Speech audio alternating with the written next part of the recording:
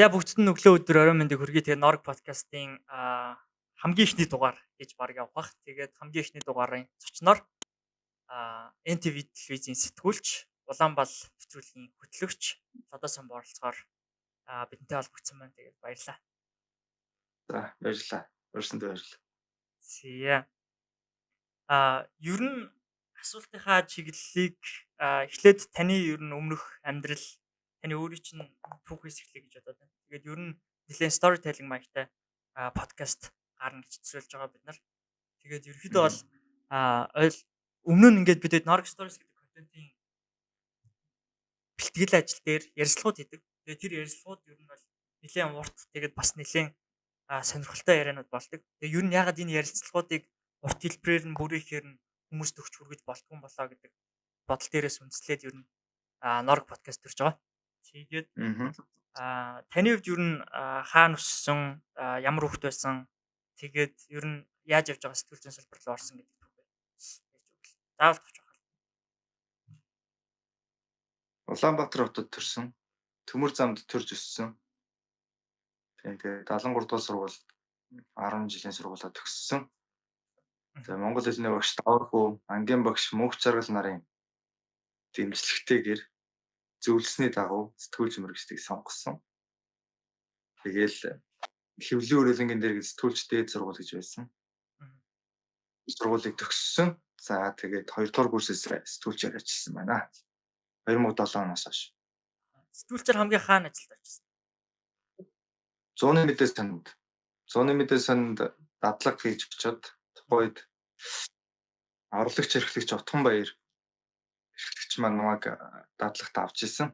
Тэгээд дадлаг хийж явах явцад зураг сайн авдаг гэд болтойг эрхлэгч намайг өргөжлүүлж ажилд авсан гэд 2 дахь курсээс ажилд ороод ингээ явсан. 3 дахь курстэй албаны дарга болчихсон. Зууны мэдээ санд өөр ажилтан болсон юм шиг. Зураг авах гэдэг юмыг хизээ ерөөс орчоо сонирхож байгаа. Зураг харин тий одоо манай гэрэл зургийн багш Цэрэн Жамц гэж дэлхийн шилдэг 100 гэрэл зурагчны нэг Монголын одоо нэр тутас Сэдэн Балдаргын хувийн зурагчин тэр байсан. Манай сургуульд гэрэл зургийн хичээл орж ирсэн. Тэгээд оюутан байхад тэгээд гэрэл зургийн хичээл ороод тэгэл ер нь багш намайг урамшуулаад ер нь чи болох юм байна. Авьяас байна шүү нөхөр гээл тэгэл зураг их гайгүй авдаг гэд багш нар ойлгоцсон. Тэгээд дадлагт явуулахдаа наад хүүхд чинь зураг сайн авдаг шүү гэж хэлсэн. За тэгээд шууд мэрэгжлийн аппарат бариад ажиллаж эхэлсэн. Хэр удаан зураг авсан юм бэ? Ер нь яг сэтгүүлч болж ажиллахаас өмнө. Сэтгүүлчлээ одоо зурагчин гэдэг бид нар нэг хүн зогсоож байгаа зураг авдаг хүмүүсээр төсөлдөг штэ. Сэтгүүл зурагчид фото сэтгүүлч гэрэл зургийн сурвалжлагч гэж явдаг. Баримтат гэрэл зураг авдаг. Тийм тэгээд яг гэрэл зураг бол тий хөтлөгч болохоос өмнө ч одоо 4 жил л авсан юм одоо 4 жил зураг авсан. Зураг авахд гэхдээ бас ер нь агуулга гаргах амар чухал гэдэг шүү дээ. Зүгээр одоо юу гэх юм эстетик гэхээс илүү давхар агуулга яаж гарах вэ гэдэг амар чухал. Тэгэнгүүт тэртлийн зүйл бүтээл сэтгэлгээ энэ гэдэг зүйл бас нэлээ дизайн энэ гэдэг байсан гэсэн шүү дээ. Тий дизайны албаны дарга байсан. Тэгээд тэр үед чинь зураг аавн тэгээд сонныхоо нүрийг одоо дизайн тухайд чинь оператор гэж хэлдэг. Сонны дизайнеруудыг тэгээд тэр албаны дарга байсан. Тэгээд одоо зуны мэдээ сонны одоогийн макетыг бид нэр тухайд 2008 он билүү 9 онд 8 онд ч илүү шинжилжсэн намайг дарга байх үед одоо яг тэр макетаараа байгаа. Тэгээд гэрэл зураг болвол үг өгдөг шүү дээ. Одоо нэг зураг 1000 үг гэдэг. Тэгээд энэ гэрэл зураг сонны гэрэл зураг бол яг тэгжил авах шаардлагатай. Тэгээд тэр цаад санаагаа хэрхэн өгүүлсэн бэ гэдгээр уралдаан бас болдог. Оны шилдэг гэрэл зураг гэдэг нэр фото сэтгүүлч Батцоргийн нэрмжит гран-при шалгаруулдаг хамгийн том уралдаан болдог байсан тэр үед. Тэгээд 2009 оны шилдэг гэрэл зургаар миний зураг шалгарч гран-при шагналын тэр авлаа. Ямар зураг байсан бэ? Өнөөгийн төр гэдэг нэртэй зураг байсан. тэр нэг төр гэсэн бичиг буруу хараад нэг гунтцаа хуучин Ахмадын холбоо гэж байгууллага байсан. Одоо байдаг. Тэрний хуучин байрны балгас үлдсэн байсан тухай үед. Тэгээд тэр балгасан дээр төр гэдэг бичиг төрийн банкны төр гэдэг бичиг буруу алдсан. Тэгээд юм царай алдсан, гунтцсан төр гэдэг байдалтай. Тэгээд өнөөгийн төр гэж нэрлээд өгчээсэн. Тэгээд төрүүлчихсэн. Та 10 жилдээ бүхийн сургалт байсан гэдгийгсэн шүү дээ. Тэгээд Тийм. ер нь одоо ингээд онлайн дээр ч юм уу сошиал медиа дээр бичиж байгаа постууд тэгээ ингээд сонирхож байгаа зүйл ер нь илэрхийлж байгаа үнцүүдийг харахаар тэр бас амар их харагдаад байдаг. Ер нь үндэсний гэсэн тэгээ өв боломжлол тэгээд бүхий спорт гэх ч юм уу иймэрхүү зүйлс дээр нэлээд бас ач холбогдолч ханддаг. Тэгээд ач холбогдолч хандах ёстой гэж боддог юм шиг санагдсан. Тэгээд наадам дээр илэрхийлжсэн байр суурьчсан дээр харахад бас надад их санагдсан байна. Тэгээд тэр ер нь хизэнээс би болсон зүйлийн ер нь бид нар энэ төрлийн зүйлсээр өв боломжлол ёс заншил тэгээд үндэсний спорт гэх юм иймэрхүү зүйлсээр ер нь залуучууд яаж хандаасаа гэж бодсон юм. Тэр бас жоохон хэлсэн байх. Бидний хүсэл ер нь юу юм бэ гэдгээс болж байгаа. Монгол улсыг ер нь ирээдүйн Монгол улсыг ямар байхыг хүсэж байгаа юм бэ? Энэ улс байхыг хүсэж байгаа юм уу нэгт. Хоёр дахь юм бол монголчууд бид нар ер нь эх орон гэдгийг юу гэж үздэг юм бэ? Хилийн багнаар тодорхойлсон хилийн цэг тодорхой хэмжээний газар нутгийг тэрэнд хашигдаж амьдарч байгаа, тэрэн дотор амьдарч байгаа хүмүүсийг эх орон улс гэх юм уу? Эсвэл оюун санааны хувьд соёл нэгтэй, зан заншил нэгтэй, нэг хэлтэй те ингээд ийм хүмүүсийн оюун санааны хувьд үндэстэн улс гэж хэлэх юм уу? Үндэстэн гэж хэлэх юм. Нэгдүгээр. Тэгээд бид нар монголчууд ер нь ийм үндэстэн улс Монгол гэдэг үндэстэн өөрсдийн гэсэн онцгой олон үнэт зүйлстэй тий түүхээсээ ахуулаад амьдралын арга хэв маяг зан заншил соёл бид нар бол тэс өөр шүү дээ. Бусад улс үндэстнүүдээс. Тэр энэ ондоо байдлаар хадгалж үлдсэн энэ ондоо байдлаа улам үнцэнтэй байлгасан, үн цэнд оруулсан энүүгээрээ илүү энэ л Монгол улс шүү гэж хэлэгддэг, оногддог ийм улс үндэстэн байх юм уу гэдгийг бид нар бодголцоод байна. Нэг талдаа хөгжих хэрэгтэй гэдэг. Тий? Монгол улс бол нэг хэрэглээний хувьд одоо юу гэдгийг эрүүл хоол хүнстэй эрүүл одоо бараа янз янзын юм ингээд эдэлж хэрэглэх юм нь эрүүл чанартай байх тухай зүйлийг бид нэр хөгжлийн төвшин болгож одоо яриад байна л. Гэтэл тэр үнэхээр яг хөгжил гэдэг зүйл нь өөрөө яг муу юм уу? Хөгжлийнх нь эсвэл нэг хэсэг тэр нэг юм зүгээр нэг хэсэг нь юм уу те? Үнэхээр энэ улс орн хөгжсөн улс орн гэж яг ямар улсыг хэлэх юм бэ? Бид нэр асар олон зүйлийг бодох шаардлагатай болж байна. Тэгэхээр энэ миний өв уламжлал яриад байдаг үндсэн шалтгаан бол өөрөө нөгөө багтаа хөдөө гадаа их явдаг байсан. Зуны амралтаараа. Манай аав маань өөрөө бас адууч хүн байсан. Тэгээ ер нь мал ахуй хөдөө малчин амьдралтай ер нь нэлээ ойр өссөн. Тэнд ямар чухал үнэт зүйл нь байд юм бэ гэдгийг ер нь багасаа мэдэрээд өссөн. Тэр нь улам одоо ингээд нэг ахын хэрэглээний одоо юу гэх юм те хэрэглээний л одоо төвшөнд гэх юм уу? Тэр нэг хэрэглээний хөгжил ингээд ихсээд тийшээ тэмүүсэн хүмүүсийн хүсэл илүү тэлэгдээд эхлэхээр үндэсний гэдэг миний нөгөө нэг дурлж хайрладаг зүйл маань улам одоо шахагдах, орхигдох бүр одоо тэр маань байхгүй болох нь хэрэгтэй ч гэдэг байр суурьуд тал талаас гарч ирэх шийдэ. Тэгэхээр энэ нь эргээд намайг тийм зүйл илүүтэй ярихад хүргэж байгаа юм л да. Одоо энэ дэр нэг юм 3 өөр хандлага гэх юм уу, юм 3 өөр үнцэг байгаа шиг санагдав. Нэг л болохоор за бүр юм үнцэрхэг үзэл гэдэг. Гэхдээ энийг одоо юу гэх юм буруу талаар нь гэх юм уу, hatred болгож юм үзийн ядалт болгож эхэлж байгаа. Тим хэсэг баг шүү. Та энэ дээр ч гэсэн Улаанбаатарын баг хамгийн ихний зочноор ярилцаж байгаа шүү. Тэгээ үндэсний үнцэрхэг үзэл хоёр өөр зүйлийн тухай тийм. Тэгэнгүүт жин хүмүүс олонгууд юу гэх юм Монгол болоод бусад тэр дундаа Монгол болоод хятад гэдэг үзийн ядалтын дээр гарч ирдэг тийм. Тэгээ тэр үзийн ядалт руугаа бусдыг чиглүүлдэг, тэр үзийн ядалт руугаа хүчрхийлүүлдэг юм уу, хүчрхийллийг уриалдаг маягийн бас үзийн ядалт гэдэг тийм. Одоо жишээлбэл өөр үндэстэн байх нь үзийн ядалт шалтгаан юм шиг байдаг. Нөгөө талдаа болохоор бид нар юу гэдгийг улс орон улс үндэстэн болохынхоо хувьд түрүүний таны ярьсан үг тийм. За яг үндэсний гэсэн өв соёл гэдэг байгаа зүйл оюун санааны хувьд биднийг нэгтгэж байгаа. Энэ нэгтгэж байгаа зүйлийг бид нэр бус тулс орноос ондоошгонд хадгалж үлдэх ёстой. Нөгөө талдаа дахиад нэг үнэ. Би бол үнцэрэг хүнсэлтэй хүн биш ээ. Би бол эх оронч хүнсэлтэй хүн гэдэг хүмүүс. Одоо юу гэдгийг надад бол нэг тийм ямар үндэстэй угсаатан байх нь хамаагүй. Ер нь бол ихэрвэл соёл яс заншилж хамаагүй.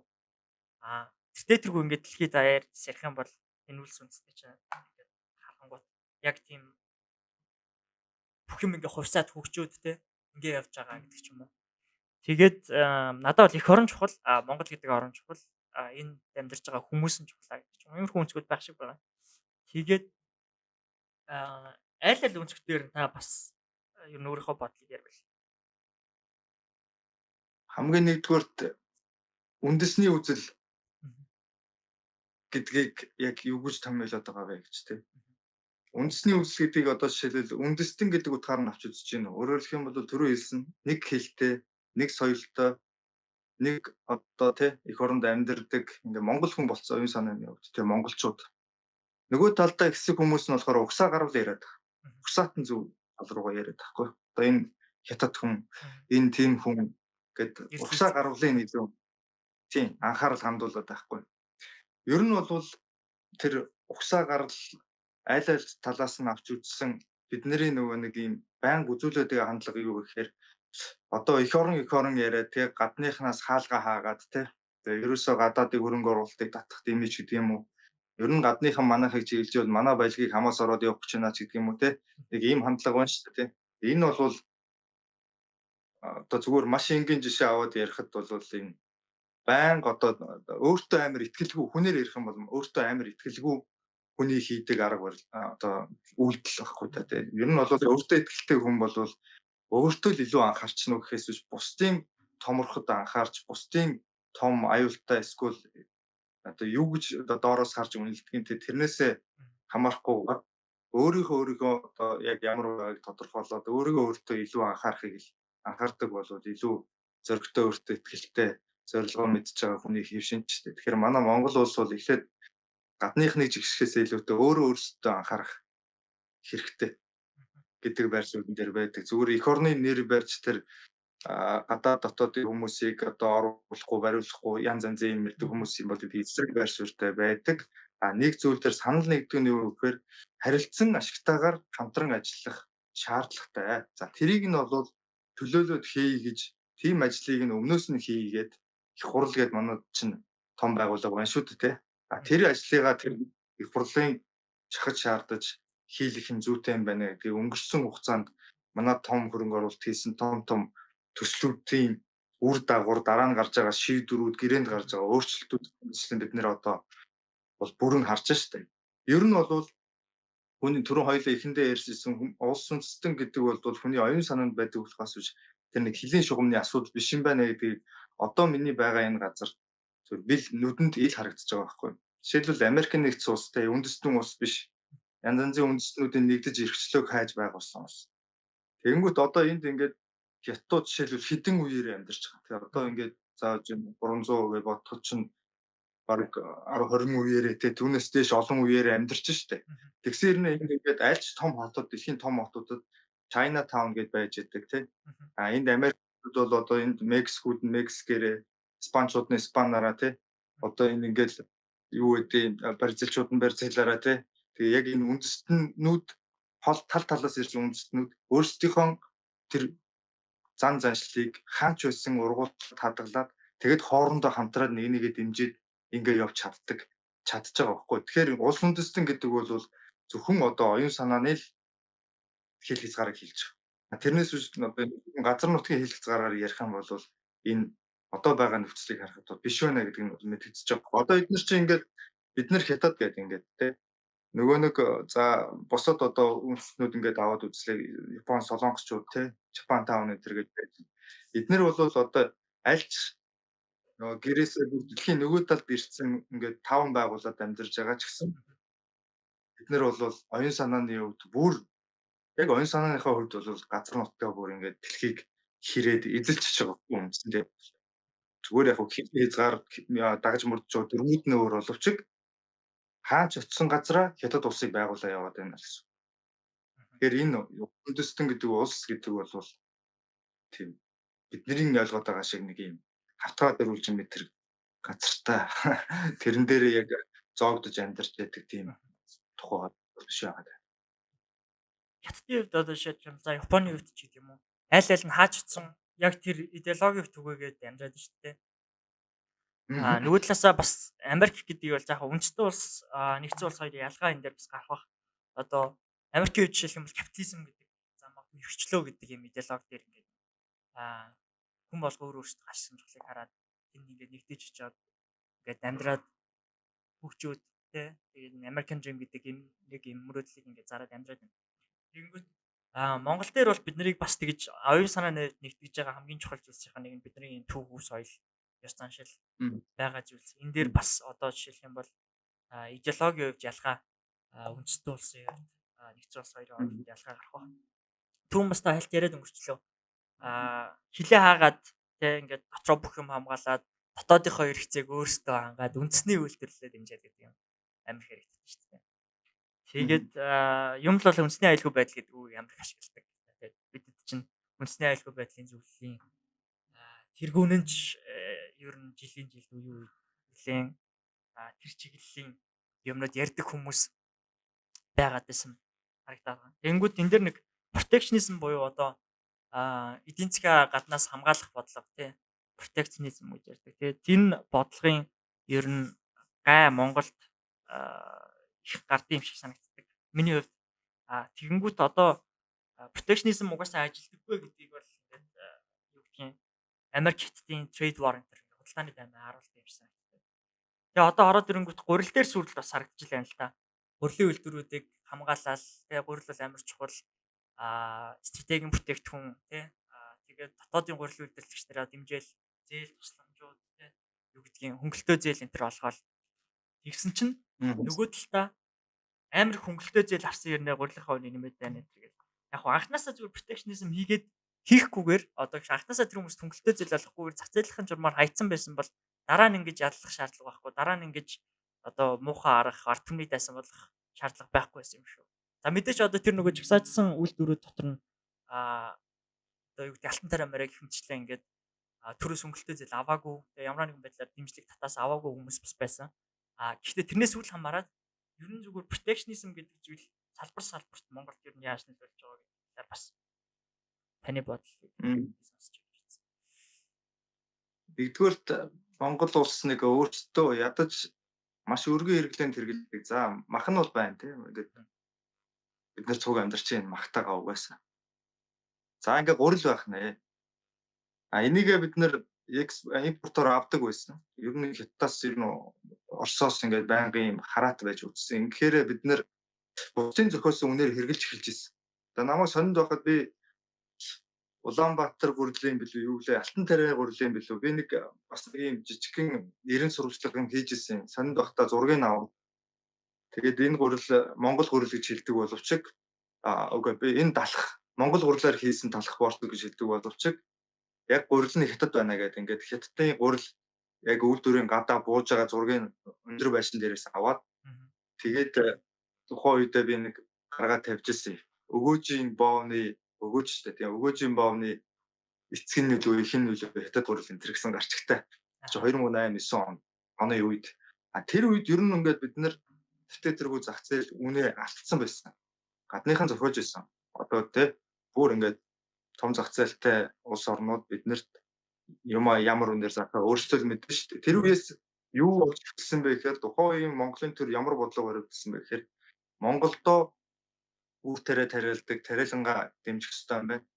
Тэгээд Монголын дотоод гурилын үйлдвэр, өргөн хэрэглээний барааны стратеги ачаал бүрэл бүхий үнсээ ер нь бид нэр өөрсдөө хэрэглэх ёстой юм байна гэдэг. Ингээд үйлдвэрлэл, тариаланчдыг ингээд дэмжиж эхэлсэн. Түүнээс хойш ингээд босчиж энэ салбар нь дотооддоо амьлаад явж байна. Яагаад энэ шаардлагатай юм бэ гэдгийг ярих нь илүүц баг.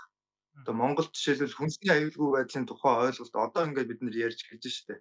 Өмнө нь зөвхөн юу ч байсан иддэг юмтай байхыг хүсдэг байсан бол одоо иддэг юм дотор чанар ярьж эхэлсэн байна штэ. Тэгэхээр бид нар хүнсний аюулгүй байдал яагаад хүнсний аюулгүй байдалтай холбоотой вэ гэдгийг ярих ямар шаардлага. Тэгэхээр хүнсний аюулгүй байдалтай холбоотой байхын тулд өөрсдөө эргээд өөрөөсдөө хийдэг. Тэгээд нэг буух эзэнтэй буцах хаягтай гэдэг шиг те өөрөөсдөө чанартай юм иддэг байя, хэрэгэлдэг байя л гэж. Ядчил манай хөрс дэлхийд алдартай шүү дээ. Манай хөрс бол өөрөө маш эрүүл те энэ байглаас шалтгаалаад үнэхээр үржил шинтэй юм байна гэдг нь харагддаг. Зүгээр наазах юм те. Тэгээ ингээд өөртөө хийх нь зүйтэй юм байна гэд хийгээд хэлсэн л ийм л зүйл байгаа. Энэ үн өссөнтэй холбоотой. Энэ үнийг бол зохиомлоор өсгөөд байх ийм одоо жишээлбэл энэ нэг салбарт нэг 4 5 өрсөлдөгчтэй байгаа тохиолдолд үнийг тэр 4 5-уулаа нийлж зохиомлоор өсгөнө гэдэгт би итгэдэггүй. Зүгээр энийг өрсгсөн байх үе гэдэг зүйлийг шалгадаг байгууллагууд энэ төр байдаг.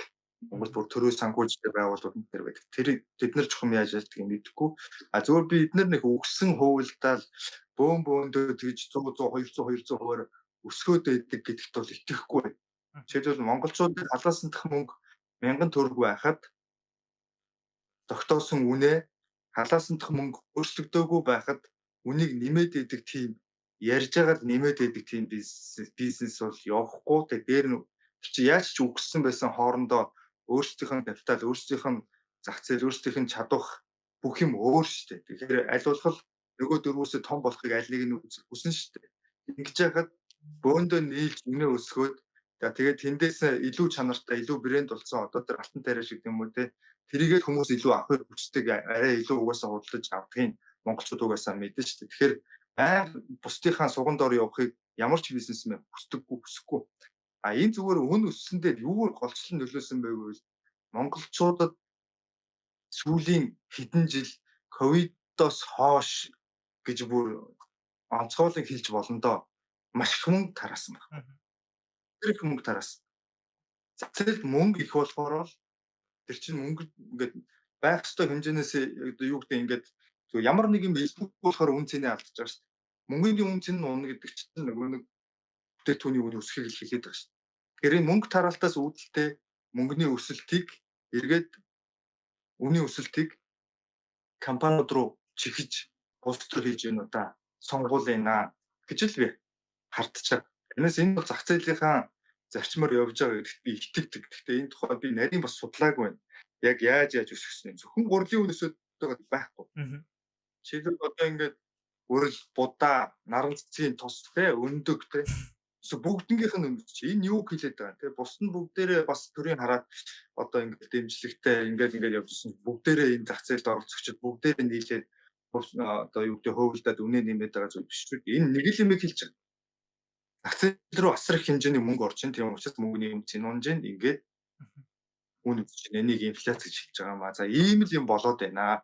Тэгээд өөрсдийнхөө хөвдөн инфляцийн буруу үйлдвэрлэгчд рүү тогтож байна л гэж би бодоод байна.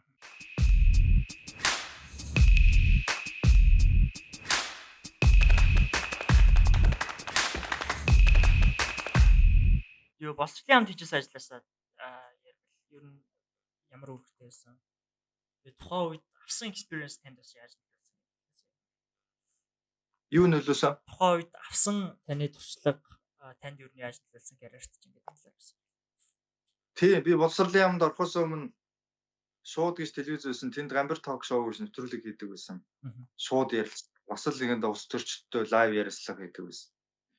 Тэгээд мэдээ хөтэлдэг бас давхар мэдээгээ хийдэг энэ төр байсан. Тэгэл өөрийгөө бас байгуул сэтгүүлч болцсон гэж одоо хөөрөөл явдаг байлаа. Тэгээ боловсролын хамт ажилд ороод нэг л зүйлийг ойлгосон. Ерөөсөө зүгээр өстө өөрөөсөө ичиж хэлсэн гэх юм уу? Ер нь ингээд бид нэр ингээд салбараа хөндлөнгөөс хараад өөрийгөө талент харсан гэх юм уу? Тэгэл тэнд болвол энэ төрийн ажил гэдэг чинь ийм юм байдаг юм байна. Улс төр гэдэг чинь нэг иймэрхүү юм байт юм байна. Захаас нь харж байгаа. Би чи улс төрийн албанд шалтгаан гэж явж байгаа. Тэгээд захаас нь харж байгаа. Салбараа хөндлөнгөөс нь харж байгаа. Тэгэл ингээд боловсролын амнаас 16 онд сонгуулийн дараа гараад 17 онд Улаанбаал цэг юм байна. Улаанбаал гэж пэйж нээгээл сүүлчтэйгээ сүүл зүүн салбартаагаа үзэхгүй болохгүй юм байна. Нэгд хоёрдугаар ерөөсөө үзэж байгаа үзэгч уншигч хэрэглэгчтэй хэвсүү болохгүй юм бол ерөөсөө юу ч байгаад нэмэргүй байна гэдэг ийм Сэтгүүл зүйн салбартаагаа үзнэ гэдэг. Манай салбар одоо ч бас асуудалтай. Мгм. Одоо та нар шинэ тутам залуучууд бол айгүй сайн мэдж байгаа. Шинэ тутам гарч иж байгаа ярддаг зүйлсэл яг тэр хоосон орон зай дээр явж гин тий. Одоо өнөөдөр контент бүтээж байгаа хүн болгон тийм их өндөр амбицтай байна тий. Одоо жишээл Гжүүгийн амбицыг харъя л да хэдүүлээ тий. Гжүүгийн амбиц бол монголчууд амар мухар сүсгтэй байна. Шинжлэх ухаандаа жоохон ойртуулмаар байна. Медиа ийшээ жоохон чиглэмээр байна. Тэгээ Lemon Press-ийн амбиц жишээлбэл эдийн засгийн мэдээ гэж ерөөсөө энэ Монголын сэтгүүлчд байхгүй байна. Бид нэр хийж гин. Бид нэр Монголд ерөөсөө эдийн засгаар мэрэгшиж байгаа ганц редакц байна гэдэг амбицтэй. Одоо танах ингээд өөрөө өөрсдийнхоороо гэдэг ч юм уу. Ингээд манай сэтгүүлч ерөөсөө биш болсон байгаа юм байна гэдгийг ингээд хаасаагүй одоо хүртэл мэдчихэж штэ. Тэгэхээр 10 жилийн өмнө 10 жил ч тий одоо бараг л 10 жилийн өмнө баггүй да тий. 10 жилийн өмнө тэргээ бодохоор чинь тухайн үед сэтгүүлч надад ямар санагдаж байсан бэ гэдгийг нь ойлгомжтой байхгүй.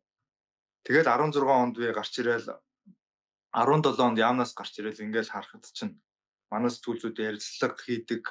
Үнэхээр сайн ярилцлага бас байхгүй байна тий. Ганц нэг ярилцлагууд явдаг байсан. Гэхдээ үнэхээр санаанд хүрэхгүй байна. Сайн тойм нэвтрүүлэг алга байна. Ер нь ингээд олон нийт рүү өмнөг хэлэхгүй байна. Ер нь зориггүй байна. Яг яа гэдэг юм. Зүгээр ингээд сенсац өгөх гээд байгаа юм уу? Олон хүнд ингээд олон дагагчтай, олон үзэгчтэй болох гээд байгаа юм уу? Яг энэ улс эх орныг хаашаа авч явъя, хаашаа чиглүүлье гэж байгаа юм бэ гэдэг зориг байхгүйсэн.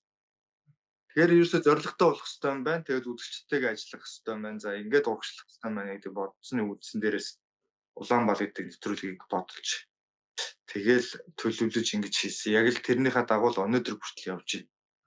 Тэгээ пабликийн комментиг өрсөж кейс босгож ярьж байгаа асууж байгаа шүү. Та үннийг хэлт юм уу? Та өөрөө үннийг хэлдэг үү? Одоо түрүүн ер нь сэтгүүлч үннийг хэлэхгүй байна гэдэг гэж байгаа шүү дээ. Тэгэнгүүт аа та хийж байгаа зүйлээр аль болох үннийг хэлдэг үү? Ер нь бодлаа хэлчлээ дээ гэж бодож исэн түүх байдаг уу?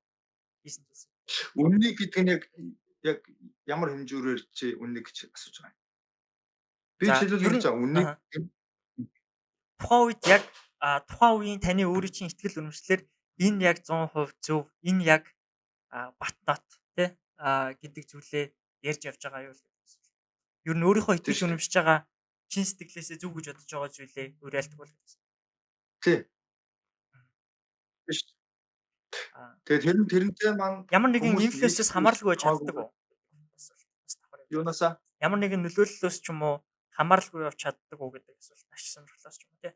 Тэр асуулт. Ер нь энэтэй холбоотой ер нь өөрийнхөө байр суурийг бас нэмсэн ярьчвал. тий энийг үнэн гэж хэлэх нь надад ашигтай гэдэг байдлаар ханддаг уу гэж асууж шүү дээ. Яг үнэ. Энийг үнэнгээ хэлжүүл ашигтай юу гэж дээ. Энэ чинь өөрөө янхны хийдэг ажил байхгүй. Би нэг бие үнэлэлт энэ төр гэдэг би ярихгүй янхан гэж яагаад зориуд хэлж ийн гэхээр бие үнэлнэ гэдэг бол одоо бид нар бүгдээрээ бие үнэлэгчид. Тэртээ бие үнэлдэг. Юу чаддгаа үнэлдэг. Юу мэддгээ мэдэрдгээ үнэлдэг. Ямар авьяас байгаа вэ гэдгээ үнэлдэг. Энэ ертөнц төр чигээрээ бие үнэлэгчдийн ертөнц. Бид нар бие үнэлж амьдарч байгаа. Тэ? Өнөөдөр машин сайн барьдаг нь машин барьж өөртөө мөнгө олж амьдарч энэ нь өөрийнхөө биеийг бусдад үнэлж штэ. Нэг тэндээс энэ хүрэх гэж байгаа хүмүүст үнэлж байна. Өнөөдөр энд дуу дуулж байгаа хүн тайзан дээр гарч ир дуу дуулж бусдыг ингэж хөгжөө цингүүлж баясууснараа мөнгө олж амьдарч байна. Энэ босод бие үнэлж байгаа хэлбэр. Янхандалт гэдэг чинь бол би бүр яг ингээд бүр тэ физиологийн асуудал яриа явж штэ. Яг үүнтэй адилханаар хэрвээ хэн нэгнээс хэн нэгний тушаал эсвэл хэн нэгний хүслээр өөрийн ашигыг харж хэлнэ гэдэг бол энэ яг янхны хийдэг ажил. Энэ жинхэнэ эрхчлөөг эрхэмлдэг, эрхчлөөний үзэлтэй хүн, эрхчлөөг хамгийн үнэтэй зүйл гэж боддог хүн хизээч ингэж хийж чадахгүй. Энэ болдгоо тэгдэггүй ингэдэггүй гэхээсээ илүүтэй тухайн үеийг эрхчлөөтэй багийн мөн үү биш үү гэдэг л асуудал. Үнэхээр эрхчлөөтэй багийн үнэхээр дураараа байхыг эрхэмлдэг, үнэхээр өөрийнхөө дураараа явж ээж өнөөдөрт хүрж байгаа ер нь ингээд цаашдаа явна гэдэг ийм бүр итгэл үнэмшлэнд бат суудсан тэгээд өссөн хүмүүжсэн тэгээд амьдарч байгаа хүмүүс бол ашиг харж итгэл үнэмшил үзэл бодол нь өөрчлөгддөггүй. Тэгээ энийг би бүр ингээд асар олон удаа хэлж байгаа. Одоо ингээд нэг бид нар чинь ингээд мэдээллийн хурдтай энэ бүр давлгаа ийм үер дунд амьдарч байгаа хүмүүс чи юмд итгэхээ байж байна. Хин нэгэнд итгэхээ байждаг. Ийм учраас ийм нийгмүүдээс лидер төрдгүү. Асар хүнд. Тэгэхээр ийм үед ингээд биднээс нэгнээс асуудыг хамгийн түрүүнд асуудаг юм гэхээр итгэхгүй байна шүү дээ. Тийм учраас чи ингээд хүнд тудалдагдаа тэрний энэний хүн чи тэрний энэнийг ингээд инглээ тэглээ гэж ярьдаг те. Тэгэл энэ бол Шунхал ярил зүгээр та одоо ер нь бол таныг бол NTV заашлаа шунхлаатай л болж байгаа шүү дээ. тийм. Тэгэнгүүт тэр талын угаасаа инфлюенс байт юм уу? Ер нь шунхлаа группийн ч юм уу эсвэл юу гэх юм тэрнтэй холбоотой янз бүрийн дуу хоолой болох шаардлага үүсдэг юм уу гүм үү гэдэг асуулт хүн болгонд л байгаа байх. Тэгээд таацсандаа олон хариулж ирсэн байх. Тэгээд энэ дээр бас нэг хариулт өгч байна. Зүгээр жишээл энгийнээр бодё те. Шунхлаа групп ч одоо хэдэн 10,000 бизнестэй юм бэ те. Одоо ингээд Шунхлаа групптэй хамтарсанаараа хамтарч бизнес хийснээрээ Шунхлаа группийн өмнөөс ингэж дуурдаг болчих юм бол би одоо хэдэн 10,000 юм ярих болно шүү дээ. Ер нь хэдэн 10,000 юм одоо ингээд рекламдаас уршлаад өгөөч гэдэг байхыг ч үгүйсэхгүй шүү дээ. Зүгээр миний ихэл үнс эрхчлөөтэй хүн учраас тэдний хүний дураар ерөөсөө ажиллахгүй. Энийг би бүр гэрээндээ хийж өгчихсөн. Одоо энийг жишээлбэл би бүр ингээд хэвлэлийнхэндээ бүр дахин ярьж өгдөг байхгүй.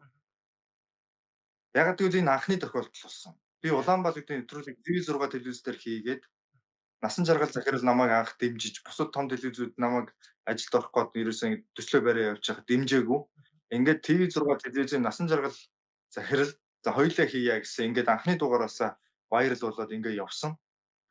Ингээд явж байгаад жил арай хүрэхгүй 7-8 сарын дараа би NTV телевизэд очиж нэвтрүүлгийнхаа 50%-ийг арилжсан. Том гэрээ хийсэн.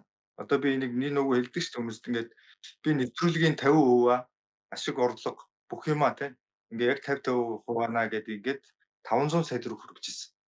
Энэ бол би баг анхны тохиолдол гэж боддог. 50% нь 500 сая. 50% 500 сая. Бумаар унсан гэсэн. Нэвтрүүлгийн 1 төр бумаар унилсан гэсэн. Энэ бол бүр анхны тохиолдол. Бүр анхны тохиолдол байх гэж би боддог. Ингээ явж ирсэн. Ингээ гэрээ хийхдээ маш нарийн хийсэн. Мэдээж хэрэг би анх удаа сэтгүүлчээр ажиллахаагүй дээр нь төрийн албанд ажиллаад үзсэн бас нэг юмны нах цохоос жоохон ингээ харсан юм мэдчих иймэрхүү учиртай байхгүй болдгүй байна гэж. Ер нь миний багын баримтлагдаг зарчим бол юу гэхээр ингээ юм их тодорхой байх дуртай. Нөхөрлсөн ч тэр хамтарч бизнес хийсэн ч тэр ажил хийсэн ч тэр юм тодорхой байхтай амар байдаг. Тэгвэл ингээд бөө юмн дундуур орж дараа нь ингээ 9 бусын харталтууд донд ингээ юмнууд ундаг. Тэм учраас би NTV-тэй гэрээ хийхдээ аз улхад бизнесийг үнэхээр сайн ойлгодог хүмүүс байсан тулдаа ондог хүмүүстэй таарсан тулдаа маш сайн гэрээ хийж чадсан. Тэгээ тэр гэрээнийхээ дагуу ажилласан. Тэр гэрээн дээр юу гэдэг вэ гэхээр ямар нэгэн манай энэ мөрөвтэй холбоотой ширхэг заалт байхгүй. Би бүр эсрэг заалт оруулж ирсэн нь медиа группийн зүгээс гэж байгаа. Медиа группийн NTV телевизээ гэж байгаа. Тэн чинь дотор бас олон хэлбэрийн байгууллага байна. Зүгээс миний нэвтрүүлгийн зочин болон нийтлэлийн бодлого нөлөөлөхгүй шууд гэж. Гэхдээ нэг юм хариуцлагажуулга нь юу гэхээр Улаанбаатар нэвтрүүлгийн нийтлэлийн бодлого NTV телевизийн редакцийн бодлоготой зөрчилдөхгүй. Энэ баталгааг би гаргаад өгч байгаа. Тэгэхдээ та нар надад жишээлбэл зочин байд юм уу, тоймын сэдв байд юмар нөлөөлөхгүй. Үүнээс гарсан гэрээний нөхцөлтэй холбоотой хохирлыг хамтрагч би хариуцахгүй гэдэг ингээ гэрэн дээр заагаад өгч байгаа. Гэрээ гэдэг бол ажилд орох эрхийн бичиг биш. Одоо манайхан ингээд нэг ажилд ингээ ажил олдох хэцүү шүү дээ. Арай гэж нэг гайгүй ажилд ордог. Тэгээ оронгууд нэг гэрээг санал болгодог. Нөгөөдхийн яг за энийг хийгээд бушуухан ажилтаа болох юм гээд эрхийн бичиг шиг шууд гарын урд урдан зураад өгчдөг. Гэрээ гэдэг бол хилцэл хийж байгаа хэлбэр. Бид нэр ийм санал тавьж байна. Чин зөвшөөрч байна уу? Зөвшөөрч байгаа бол гарын зурс. Үгүй бол саналаа хэл. Гэрээ бол ийм зүйл шүү дээ. Ингээ харилцан ярилцчих гэрээ байгуулдаг. Хамгийн сайн харилцан ярилцсан гэрээ бол энэ байжээ гэж. Одоо энэ жил миний гэрээ дуусч штэ NTV телевизтэй. Хугацааны хувьд. Тэгээ би одоо чөлөө авсан байгаа учраас тэр хугацаа жоохон сунж байгаа. Нэг юм юу гэдэг хүмүүс угаасаа ингээд мэдлэг за боловсрал эсвэл юу гэдэг юм ур чадвар гэдэг байгаа зүйлсүүдийг мэдээж хайрладаг. Гэхдээ нэмээд характер гэдэг зүйлийг илүү хайрлж хурдан татагддаг юм шиг санагддаг. Тэгэнгүүт Улаанбаатарыг үзэнгүүт өмнөх бас ингээд гамбар дээр чсэндээ хүмүүсийг ингээд улс төрчдгийг юм гамбар хайрдаг. Рөөст хийдэг байсан гамбар болгодог байсан. Тэгэнгүүт одоо Улаанбаатар дээр ч гэсэндээ ер нь бол асар олон зочдтой тийм өнцгтэй юм характертай ярианууд байгаад байдаг. Тэгэнгүүт энэ характер ер нь юунаас гарч ирсэн? Энэ характерыг хаанаас олж авсан юм те? Нөгөө талаараа энэ характераараа бахархдаг уу? Ер нь өөрийнхөө яг энэ байгаа характер ингээд үүсгэсэн энэ характерынхаа талаар юу гэж боддог юм бэ? Тэг хаанаас бий болсон бол гэж боддог. Хин өгсөн. Яг одоо яг ямар характертайгаа би бас сайн мэдэхгүй байж магадгүй. Яг ажил хийж байгаа үед бол нэг л зүйл байдаг. Би Болт хоёрыг эрхлэгч 100-ны мэдээ сонд намайг ажилд авч ажилуулсан эрхлэгч гэж би ярьжсэн тий. Болт хоёрыг эрхлэгч Монголын бас топ PR-чтэй нэг. Болт хоёрыг эрхлэгчтэй. Болт хоёрыг эрхлэгчийг би их дөөрөөдөг байсан. 100-ны мэдээ сонд болтаа. Яриагийн сонсхийг хүсдэг байсан. Яг тэгэхээр тэр хүн ингээд ерөөсөө одоо өдөртний сонд ажиллана гэдэг чинь өдөр тутмын дор хаяж 5 сонныг өглөө болгон уншихыг хэлж байгаа. Мэдээллийг бүр айгүй олон өнцгөөс авдаг. Тэгэнгүүт чинь болтойг эрхлэгчийн ярьж байгаа юм тис өөр байдаг байхгүй. Хүний хараагүй өнцөг. Тэгээд шүүмжлэлтэй хандж байгаа хандлага нь үнэхээр яг зөв гэж санагддаг тий. Тэгээ ер нь юмыг илүү өөр талаас нь гэхдээ өөр байхын тулд биш. Ер нь бол өөр юу илээ гэж илүү шүүмжлэлт. Тэгэхээр ер нь би тэр 100-ны мэдээ сонинд ажиллаж байхад над суусан болов гэж боддөг юм. Тэрнээс үүдэлтэй баг. Тэгээд ер нь бол энэ характер хаанаас гард юм бэ гэдэг чинь яг явж хүний хүсэл зорилгоос болж байгаа юм л да. Юу хийх гэж байгаа бэ гэдгийг мэдж байгаа хүн бол тийшээгээ чиглэж байгаа, түүнд нь саад болж байгаа юмнууд руу бол характер гаргана л да. Одоо жишээлбэл хоёулаа зөв годомжинд А цэгээс Б цэг рүү явж байхад замд дэгээ тавиад байвал дургу хөрөндөө. Тэ? Тэгвэл ингээм хамт явж байгаа хүмүүс рүү ус цацаад ч юм уу эсвэл хоошин татаад байвал чи болооч гэж хэлнэ дээ, тэ? Тэгэхээр энэ нэгэнд зорьсон зорилго руу явж байгаа тэгээд юу хийхээ мэдж байгаа, тэрийг хийхийг хүсэж байгаа энэ тохиолдолд бол хинээс ч янз тиймэрхүү хэмжээний зориг, зүрх, араншин гарах байх л та. Ер нь бараг л салбар угаасаа өөрөө хүсэж исэн гэх юм уу? Салбарт дутагдчихсан характер гэж нэг талаас нь харж болох юм гэж би боддог. Гэхдээ ярилцлагын нэвтрүүлэг ер нь ярилцлагын формат руу хоёлаа бас жоох орё гэж боддог. Сая та өмнөхдөр зэнд ярьчихсан л да. Ганчмаг сэтгүүлчийн ерхий сайтаас ярилцлага цэцгэлээ л да. Тэгээд та тэр ярилцлагын талаар ямар сэтгэл байсан? Нөгөө талаас ганчмаг сэтгүүлчийн талаар бас жоох ярилцмаар байна. Ярилцлага гарахаас өмнө би хүмүүс ганчмаг сэтгүүлч рүү амирх дайраад байсан шүү дээ. Оо ийм гэл.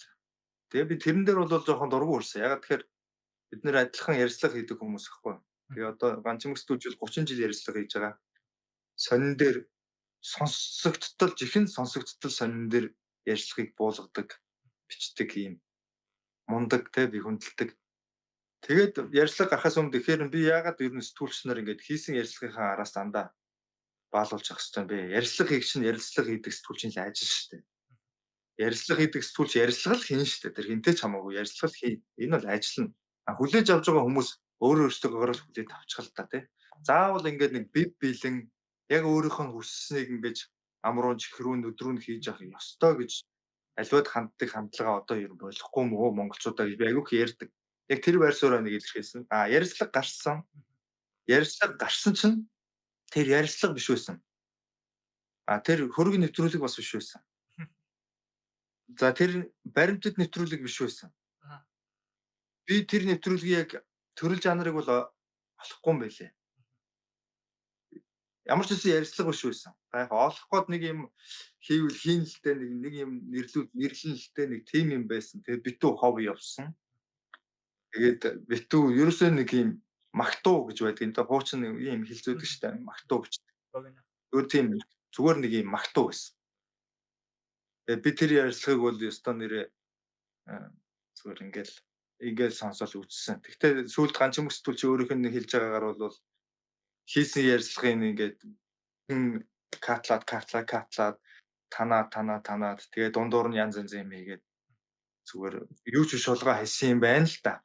Тэрийг нарийн сайн хэлцэж тохироогүй юм шиг байгаа юм. Тэгээ тэрэнд бол уран бүтээлч нар хамгийн дургу байдаг. Ер нь хийсэн ярилцлагыг нь хүн хасаж танах нь битэл би бол үзүүлдэгчгүй. Одоо жишээлбэл ярилцлага өгчөөд хүн ингээд дараа нь бүх юма ярьсны дараа хүн дандаа тэгдэг байхгүй. Тэр хэсгийг нэг жоохон нэг яач би нэг үдчиж болох юм тэр хий. Миний бүр дургу өрөө явчихдаг. Яг бид нэр хүнээр ингэж удирдуулах, хүнээр ингэж юмаа заалгах ер нь их дургу. Тэ нэг бодлын бас жоохон мууч зам баг. Гэхдээ энэ муу зандаа би дуртай. Би юмаа хүнээр үзүүлэх амар дургу. Яг тэрнтэй адилхан тэгээд үзэх нь байтугай бүр ингээд онгочоо хийцэн байхаар сэтгүүлч уурлана л да. Гэхдээ Гажимш тэгээд гэхдээ өөрөө ер нь бол тэнд баг платформ дээр өрсөн гэхээсээ илүү баг платформ дээр өргөдөж чиж хөтлөөд файл нь нөгөө талдаа бүх цацал дистрибьюцэн нөгөө талдаа үлдсэн маягийн юм байх гэж шүү дээ. Тэ? Ер нь тийм л юм шиг байл шүү дээ. Сүүлдээ учир нь олдохгүй юм болоо явчихсан шүү дээ. Энэ найз нь гарч ирээд сонины ярилцлага хийжсэн чинь ерөөхдөө тэр хоёрыг нууцаар бичээд яа чин гэмтэргийн тэ гэмтэргийн шинжтэй үйл явдал. Тэр найзынх нь ярьснараа би тэгж ойлгосон шүү дээ. Тэр хоёр сонины ярилцлага хийжсэн чинь камераар бичиж аваад хард уршин цацсан юм. Тэр чинь бол одоо ингээд тагин чагнах үйл явдал. Тэр чинь амар том Монгол улсын төрийн хамгаалтанд байдаг, өндөр зэрэглэлийн хамгаалтанд байдаг хүнийг тагинсан болоо явчихна шүү дээ. Ингээд том гэмтэр. Тэгснэ дараа нь зацаа яйцсан ингээд бадарсан гэдэг юм найз ярьсан. Тэгсэн чинь найзынхаа ярьсны дараанаас ганчин өсвөлч маань ер нь бол бүлэглэл үтэй санаа зов. Тэгээд одоо Баатар үтээр ажил үргэлжлэнэ л гэсэн шүү дээ. Тэгээ би эндээс юу ч ойлгохгүй байгаа шүү дээ. Тэгээд би нэг л юмыг хэлмээр байгаа. Сэтгүүлчтэй ах эгч нараа, дүүнараа тий. Ер нь бол ингээд яг ямар нэг юм хийж байгаа бол жоохон үнэн сэтгэлээсээ хиймээр байна. Итгэл үнэмшлийнхээ үүднээс хиймээр байна. Үнэн сэтгэлээсээ итгэл үнэмшлийнхээ үүднээс хийхээр тэр хүнээс зориг гардаг. Тэр хүнээс зориг гарч байгаа үед сонссон 10 хүний 9 чулуу шидсэн ч хамаагүй байдаг. Үнэн сэтгэлээсээ биш, итгэл үнэмшлээрээ биш. Ямар нэг юм хийгээд эсвэл хийгдчихээрээ, хийлгүүлэгдчихээрээ гэх юм уу. Нэг 10 хүний нэг 2 3 нь ингээд нэг жоохон чанга гашгирчингууд айгаад балмагдаад тэгээ тэрнээсээ гарч чадахгүй юм байж ингээд янз янзын тайлбарууд хийдэг ийм юмнууд зөвхөн одоо харагдаад байгаа юм биш. Асар олон сүүлчдийн хийсэн одоо ажлууд дээр ингээд харагддаг, байр суурьуд дээр харагддаг, манай улс төрч дээр харагддаг. Энэ бол хамгийн хогийн чанар гэж би авч үздэг. Ер нь ямар ч байсан өөрийн итгэл үнэмшил дээрээ зогсно гэдэг бол өөрөө их сайхан чанар. Энэ бол өөрөө бүр ингээд тий сайхан чанар. Тэгэхээр энэ итгэл үнэмшилтэй байна гэдэг номер 1 болчиход байгаа. Итгэл үнэмшилгүй хүмүүс бол тийм байх боломжгүй л дээ. Тэр чинь юуг итгэл үнэмшил гэж ойлгодгоос шалтгаалаад ингээд докторгүй хүн хэлэнгүүт тий наад чинь нэрээ тийм зүг байж магадгүй юм байна тий гэдэг ховроод идэг хүмүүс бол яг юмаа хийж байгаа үедээ би зүг юм аа хийж гин гэж бодож байгаа шүү дээ. Гэтэл нөгөө талд нь хүмүүс хашгираад эхлэнгүүт нэрээ би ёстой балаа юм хийцэн байж тээ гэдэг ингээд байгаа хүмүүсийг л би итгэл үнэмшлийг гэдэг юмаа зөв тодорхойлж олооч ээ. Өөрөөхөө байгаад гэж хэлэх гээд байгаа байхгүй. Тэгээ манай тэр ихчтэй холбоотой бол нэг юм л үйл явдал болж байна. Гэхдээ тэр ганчин сэтгүүлчийн өнөөдөр хүмүүсийн дүгнж байгаа тэгээ өөрийнх нь ярьж байгаа ганц нэгвэр бүх ажлыг нь бол дүгнэх үнэхээр хүсэхгүй байна. Яг тэгээ би тэр хүнийг бол хүнддэг. Яг тэгэхээр би сонинд ажилладаг байсан. Ганчин сэтгүүлчийн ярьцлагыг би сонин дээрээс сонсдог байсан. Үнэхээр тэгж ярьцлага хийдэг, тэгж буулгадаг. Сонинд ярьцлагыг тэгж сонин ярьцлагаар хүнийг татна гэдэг чинь телевизийн манусыг хийж байгаагаас бол хамаагүй илүү юм байхгүй. Бид нар бол дүрсдүү хоолоо асар олон юмар татна. Сонины ярилцлагаар гэж хүмүүсийг татна. Энэ бол онцгой авьяастай л хүнийг хийх юм шиг. Авьяастай юм мундаг сэтгүүлч гिच маань байгаа. Тэгээ би бол саяны болсон үйл явдлыг бол тиймэрхүү үйл явдал болчлоо гэж дүгнж байгаа. Хүүхнийх нь үүднээс бол янз янзын хэлхийг үнэхээр хүсэхгүй байна.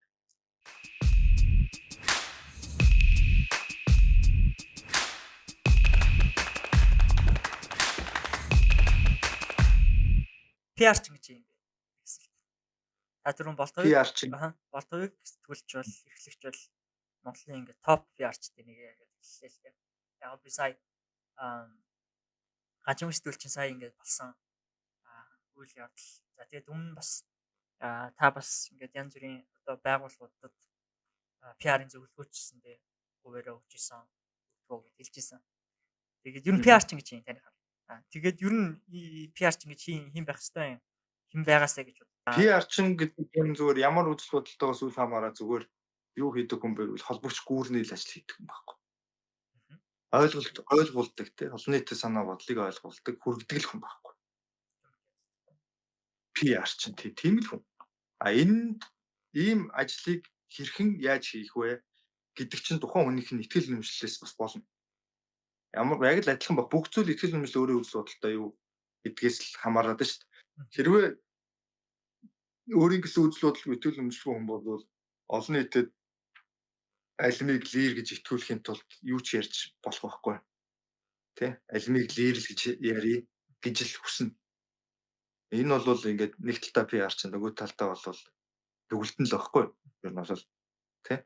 Гэхдээ тэр үнэхээр PR чинь юм бол тэр хүмүүс юугаа юу гэж зарахыг хүснөө би тэрийг нь хийгээд тэгээд энийг л хийж амьдрдаггүй юм чинь гэж бодох нь бас яг чөлөөт эрхчлөөний үүднээс аваад үзэх юм бол тийм буруу юм биш. Тэр хүлээж авахчд хариуцлага гэж байх хэвээр нөгөө талд чинь гурвалсан хариуцлага гэж байх хэвээр. PR-чд бол Монгол байдаг. Янз янзын PR-чд байдаг. Янз янзын PR-ууд хийдэг те хар цагаанаараа дуудуулаад гэсэн бус юм хийдэг те. А энэ дундаас хамгийн адгийн хүний эрх хэрэгчлөө, улс үндэстнийхээ эсрэг аюулгүй байдал занал хийсэн өвөөгүй арга хэрэгсэл хэрэгэлдэг те талцуулдаг ийм PR хийдэг нөхдүүдийг бол би үнэхээр чигшдэг тийм.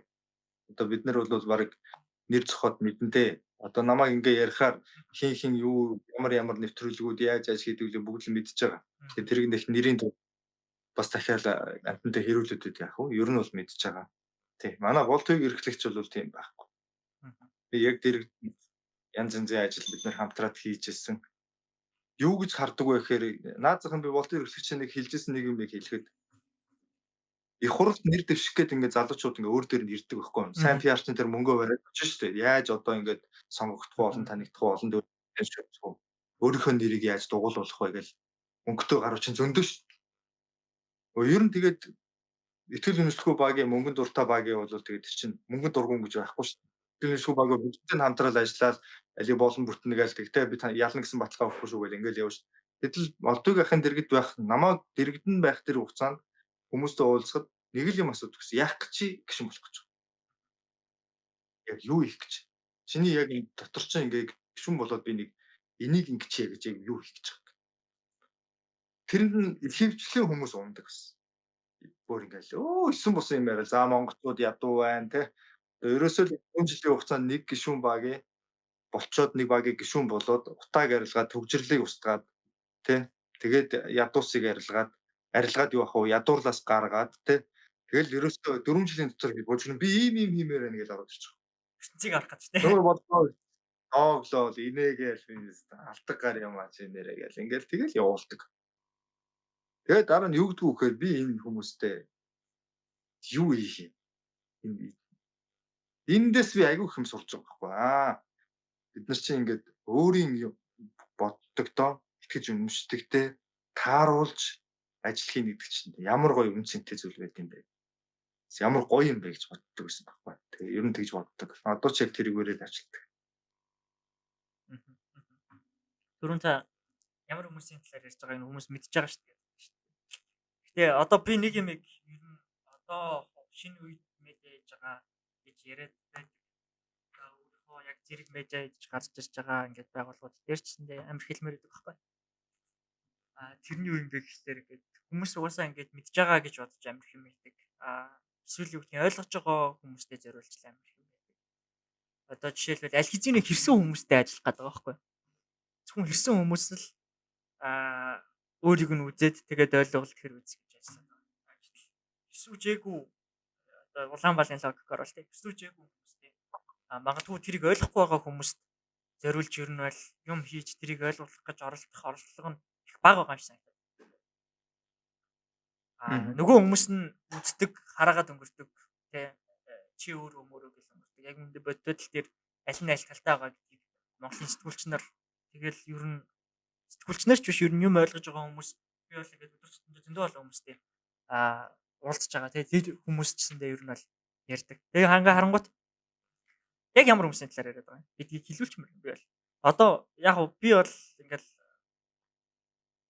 хардаг байхгүй одоо жишээлх юм бол яг ингээд Монгол ардын нам за нэг юм политикл кампайн хийчихлээ гэж бодъё. Кампанид ажиллаж хийчихлээ гэж бодъё. За гурил гэж явлаа. Яг тэгэнгүүт гурилны сэдв хаана эхэлж байгаа юм. За засгийн газар хэрэглэх газар дээр эхлээд пост орсон байна. За окей. За дараа нь яасан бэ? гэсэн чинь Монгол коммент дээр нэг гарч ирж байгаа. Монгол коммент хоёр хөө ингэсэн гэж юм. Хөндлөнгийн өнцгөөс юм шиг гэрнэ. Хүмүүсийн уур бухимдлыг дэвлэгж байгаа онцгой. Тэгэнгүүт нь ингээл сайтууд те захиур махиур юу ч гэдэг ингээл сайтууд бөөнөрөө гэж орж ирэл л те. Яг нэг юм яваад байгаа байхгүй. Одоо жишээлх юм бол бид нар энэ талаа ойлгоогүй байгаа юм шүү гэдэг бодол надад байд. Одоо ингээд тусдаа ийм хөндлөн юм хийгээд тэгээ энд ингээд зөөр өөрсдийнхөө үзэгчдэд зориулаад баг хүнд хүрээл те 100,000 хүнд хүрээл. Гэтэл нөгөө талд нь ингээд ийм систем ажиллаад тэр систем нь нэг зэрэг 14 телевизээр цацдаг те нэг зэрэг 20-од вебсайт дээр зүгээр л нэг групп чатан дотроос текст шидэл цацдаг ийм төслөл байгаад байгаа юм шиг. Тэгээд тэр хүмүүсийг нь хэлж зарлж ер нь хүмүүст ойлгуулж энтэл та гэдгийг нь тань мэдээс авахуулаад юм одоо юу гэдгийг олон жил ажилласан туршлагатай тэгээд аль талд нь орохоо мэдж байгаа өөрөө юу хийж байгаагаа мэддэг хүмүүс хэлж юмар юм шиг. Хэлэхээр нэг болсон дөө зөндөл хэлсэн. Нэгт тэгээ ер нь бол гол нь энийг зарлахтаа биш. Түрүүн чи айгуу чухал юм хэлж шүү дээ. Одоо ингээд өөрсдийнхөө нэг юм хэрсүү болж байгаа хүмүүсийн үзэгчээ олцсон. Тэгээл нэг 100 мянга хүнтэй ажиллаа л гэж тэ. Энд ч одоо намайг сэтгүүлж болж байгаа тэр 15 6 жилийн өмнө тийм байгаагүй шүү дээ. Юм хүмүүсийн хэрсүү байгаагүй шүү дээ. Тэр үтэл намайг Улаанбаатар нэвтрүүлэг хийж эхэлж яхад хүртэл өнөөдрөх шиг асуудалд ханддаг хүмүүс байгаагүй шүү дээ. Өнөөдрөх шиг лайв дэж үүдэг дараагаас шууд асуудаг сэтгүүлч байгаагүй шүү дээ.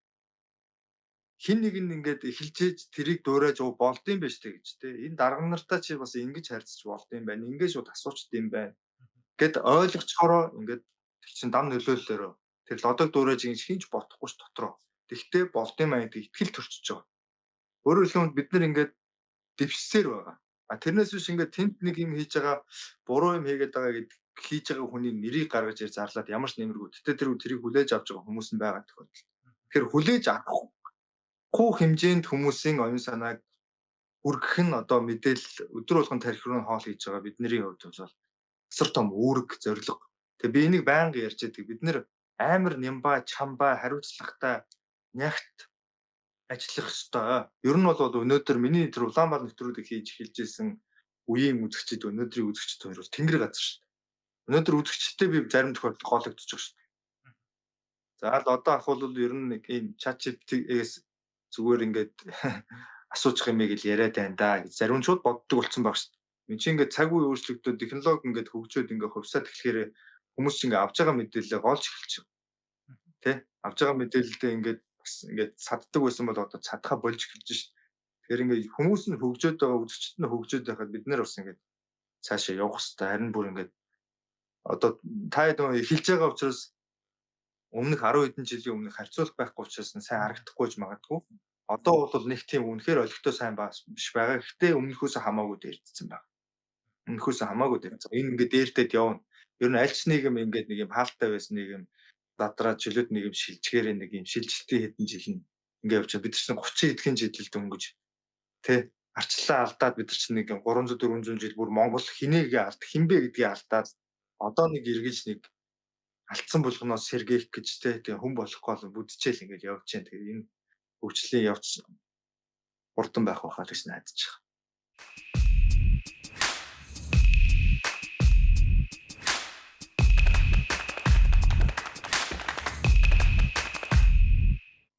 Улаанбаатарын талаар бас жоохон ярих гэж бодлоо л доо. Тэгээд Улаанбаатар дээр хэдэн дугаар исэн бэ нийт? 120 гаруй ярилцлага 130 гаруй 140 ч юм уу тайм хийсэн байна. 10,000 гаруй минутын ажил авах гэдэг шүү дээ. Тэгэнгүүт 10,000 гаруй ингээд цагийн минутын ярилцлагаас хамгийн яг сэтгэл төрсөн гэж бодсон ярилцлага нь ямар ярилцлага байсан бэ?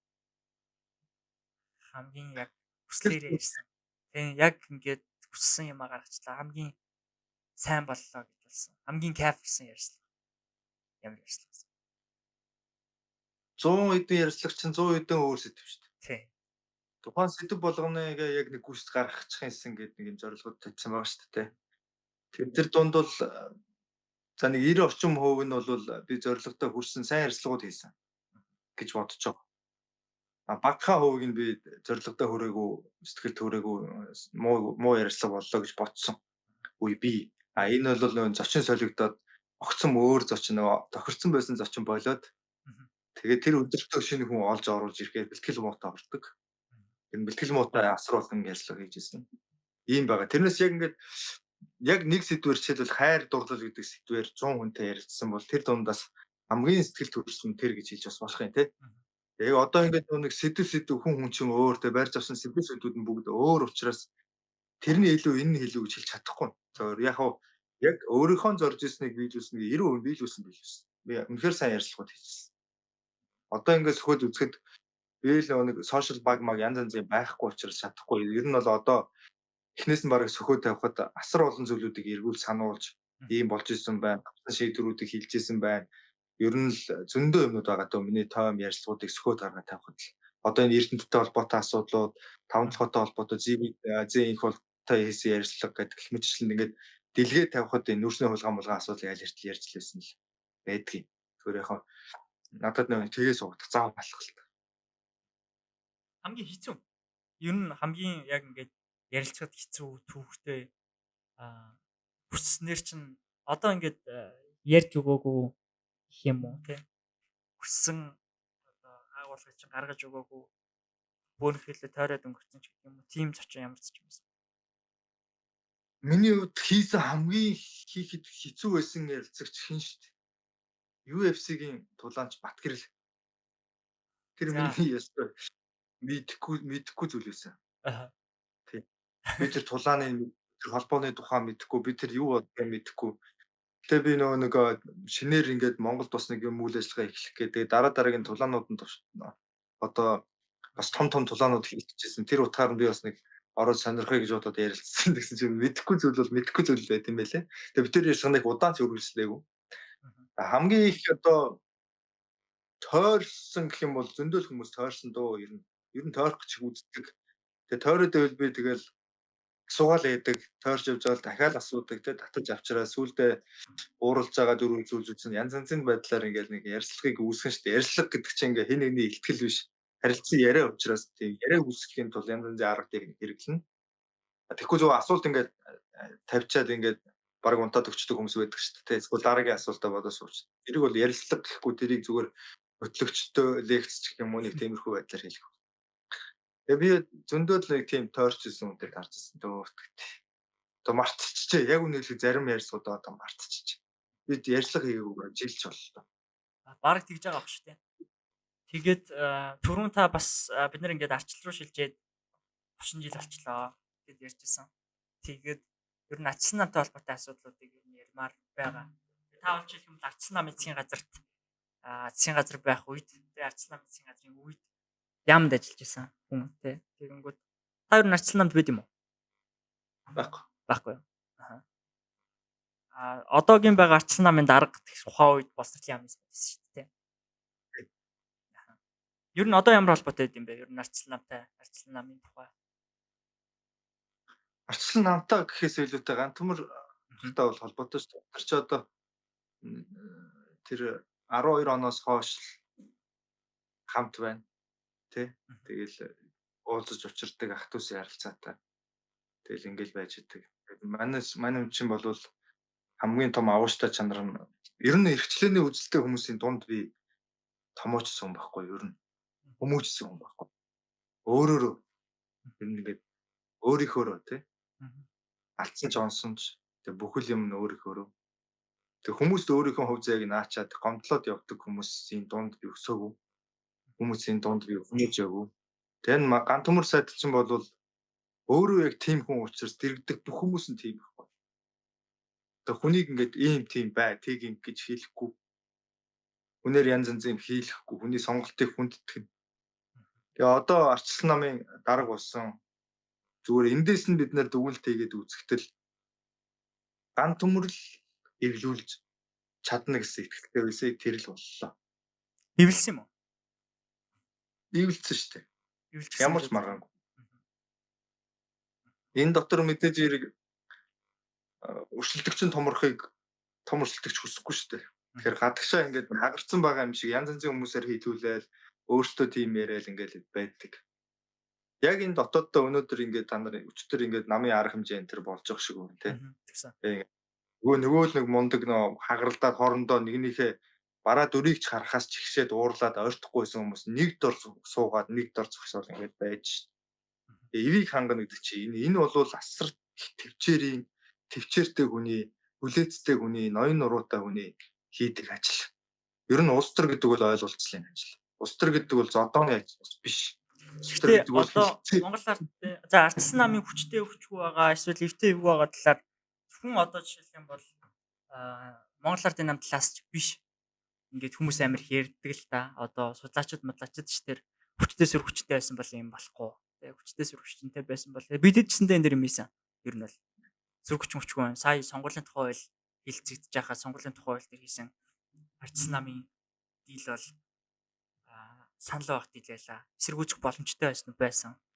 Гэтэл ягаад ер нь олонний танил болоогүй нэр дэвшигч нар тийм халтай хуулийн төсөл дээр эсрэг байр суурь илэрхийлсэнгүү энэ гэл. Ер нь 24 оны сонгуул дээр таны хувьд ер нь ямар хөвөлттэй байгаа вэ? Ардчсан нам дээр. Дараа нь хоёлаа нөгөө нам талаар ярина. Ардчсан нам ялах баха. Судалгаач ардын намаас хамаагүй илүү байгаа юм бэл. Олон судалгаануудын харахаар. Ардчсан намд хүлээлт өндөр байгаа. Ардын намыг бол ямар ч шалтгаан сонсгооргүй хэмжээнд 8 жилийн хугацаанд сүүлийн хэдэн жилийн хугацаанд бол хангалттай харцсан. Ардын намаас бол юм хүлээлтгүй юм байна гэдгийг ойлгоцсон. Ойлгоцсон юм байна лээ. Тэр судалгаануудыг хэлж байгаагаар шүү. Олон судалгаа үүдээс гадаад дотоод чинь бараг 7 хоног 14 хоног тутам ингээ бараг судалгаа гарч идэг, сар тутам гарч идэг судалгаанд. Тэдрийг харахад бол ардын намаас хамаагүй өндөр байгаа юм л.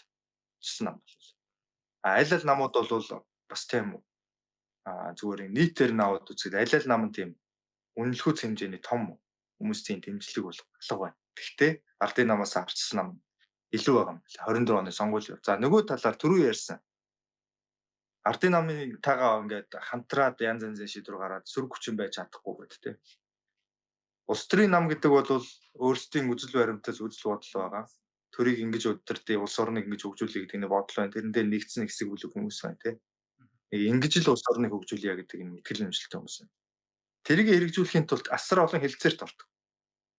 Одоо бид нэр ингээд ихээр гарч ирэл ардын намаа зодоод ерөөсө гарч ирэл ерөөсө ингээд өрөөсө гоё эрдэнэнийг муулаад байлдал ингээд яв гэдэг. Боддод тийм боломж олгодоггүй. Эхлээд нам өөрөө ялж бодлогоо хэрэгжүүлэх хүнд бол ялах хэвээр. Ялахын тулд яах хэвээр гэхээр дотроо ив нэгдлээ олох хэвээр нэгдүгээр тийм.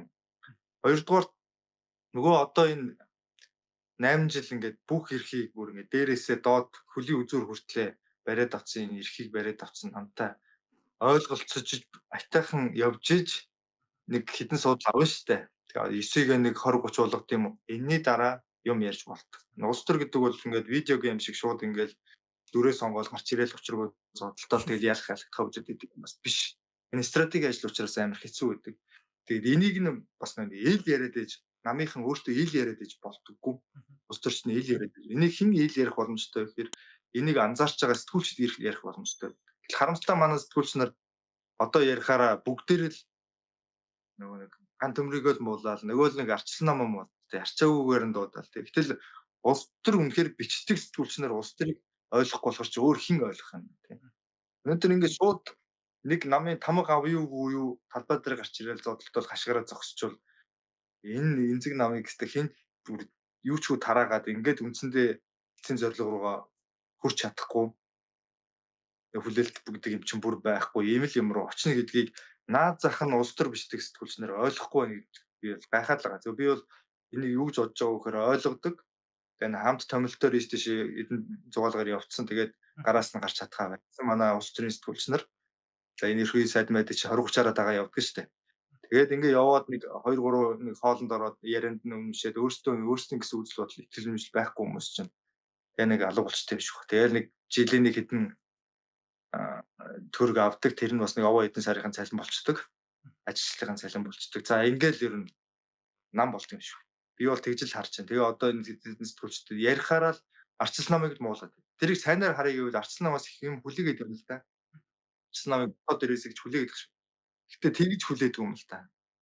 Улс төрийн сэтгүүлч гэдэг бол өөрөө улс төрч байхгүй. гэдгийг л би бүр ингээ улс төрийн сэтгүүлч нартай бүр хэлмээр санагдав. Мгм. Бид нэр өөрсдөө улс төрийн оролцогч аа. Улс төр гэдэг чинь заавал улсын хурлын гишүүн эсвэл аль нэг намын албан тушаалыг хэлдэггүй. Улс төрийн үйл ажиллагаанд идэвхтэй оролцож байгаа нөлөөлөл үзүүлж байгаа. Олон нийт болон шийдвэр гаргах түвшинд нөлөөлөл үзүүлж байгаа сэтгүүлчнэр бүгдээрээ улс төрийн сэтгүүлчнүүд, нийгмийн сэтгүүлчнүүд болсон байхгүй.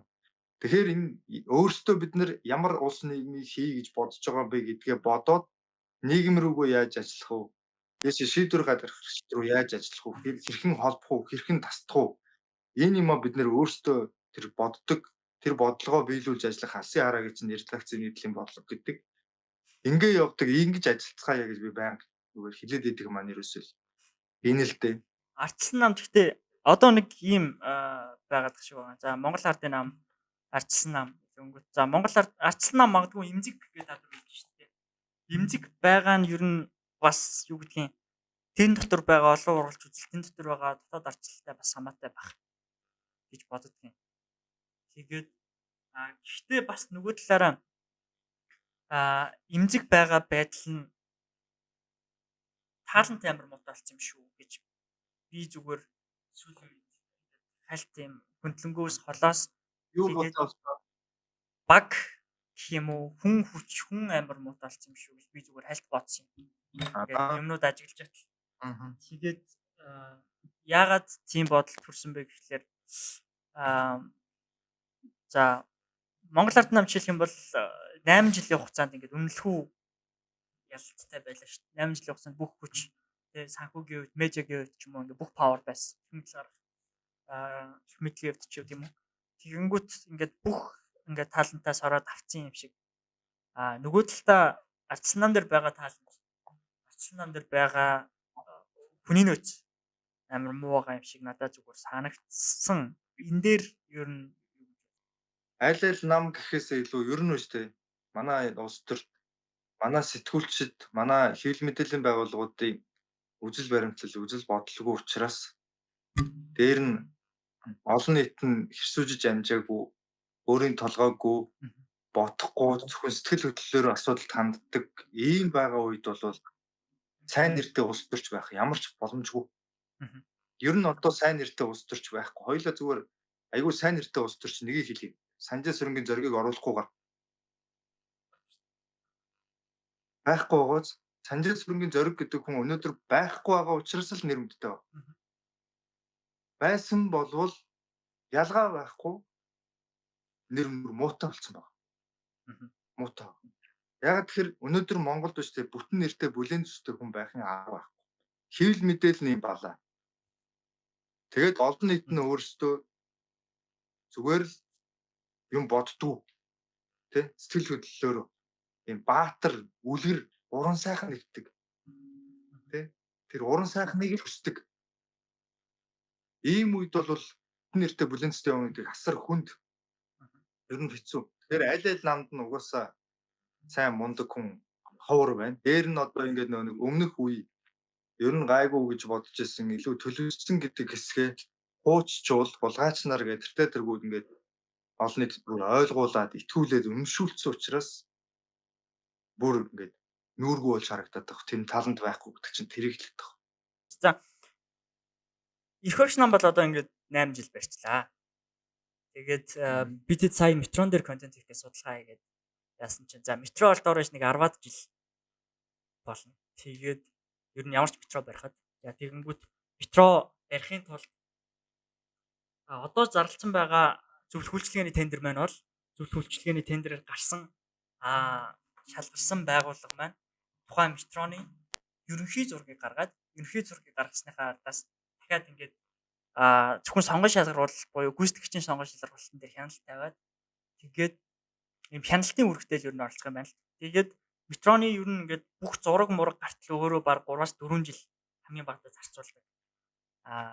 Тэгээд Монголд бол ингээд ажил явахын тулд ер нь бол метроны асуудал маш том юм доктортой байдал шаардах асуудал байсан. Одоо улс төрийн хувьд тийм магадгүй юу гэдгийг Монгол Ардын намын магадгүй хамгийн сайн чадах байсан сүүлийн 8 жилд хамгийн сайн чадах байсан зүйл уг нь бол метро байсан юм шиг.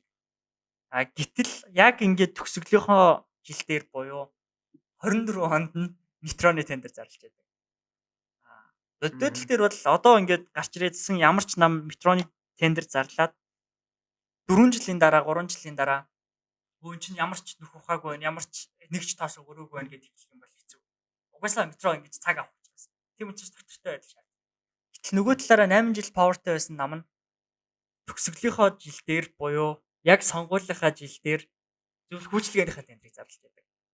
Ийм нөхцөл байдал ингээд биднэрт байна л та. Тэгэнгүүт одоо түрүүний ярьжсэн зүйл руу орж ирэх гээд байна л та. Энэ алдсан 8 жил хайран биш үү гэж бодод байгаа. Гэхдээ тэгэл хайрын шүү дээ. Бүх юм л хайрын шүү дээ. Тэгээ энэ ардын нам бол яг хөө метро тавих нь номер 1 биш. Зүгээр ямар ч хэлсэн метротой болъё гэж ажлыг эхлүүлээд дараагийн сонгуулиар арчилсан нам ялаад тэгээд арчилсан нам энэ метроны төслийг унгаалаа гэж хэлэх нь л илүү том эрх ашиг нь болов уу гэж би бодож байгаа. Арчилсан ардын нам бол тэрийг л хүсэж байгаа юм. Тэрнээс яг энэ метро бол метро байтугай мөнгө нь бэлэн газрын тус боловсруулах үйлдвэр хайцсан.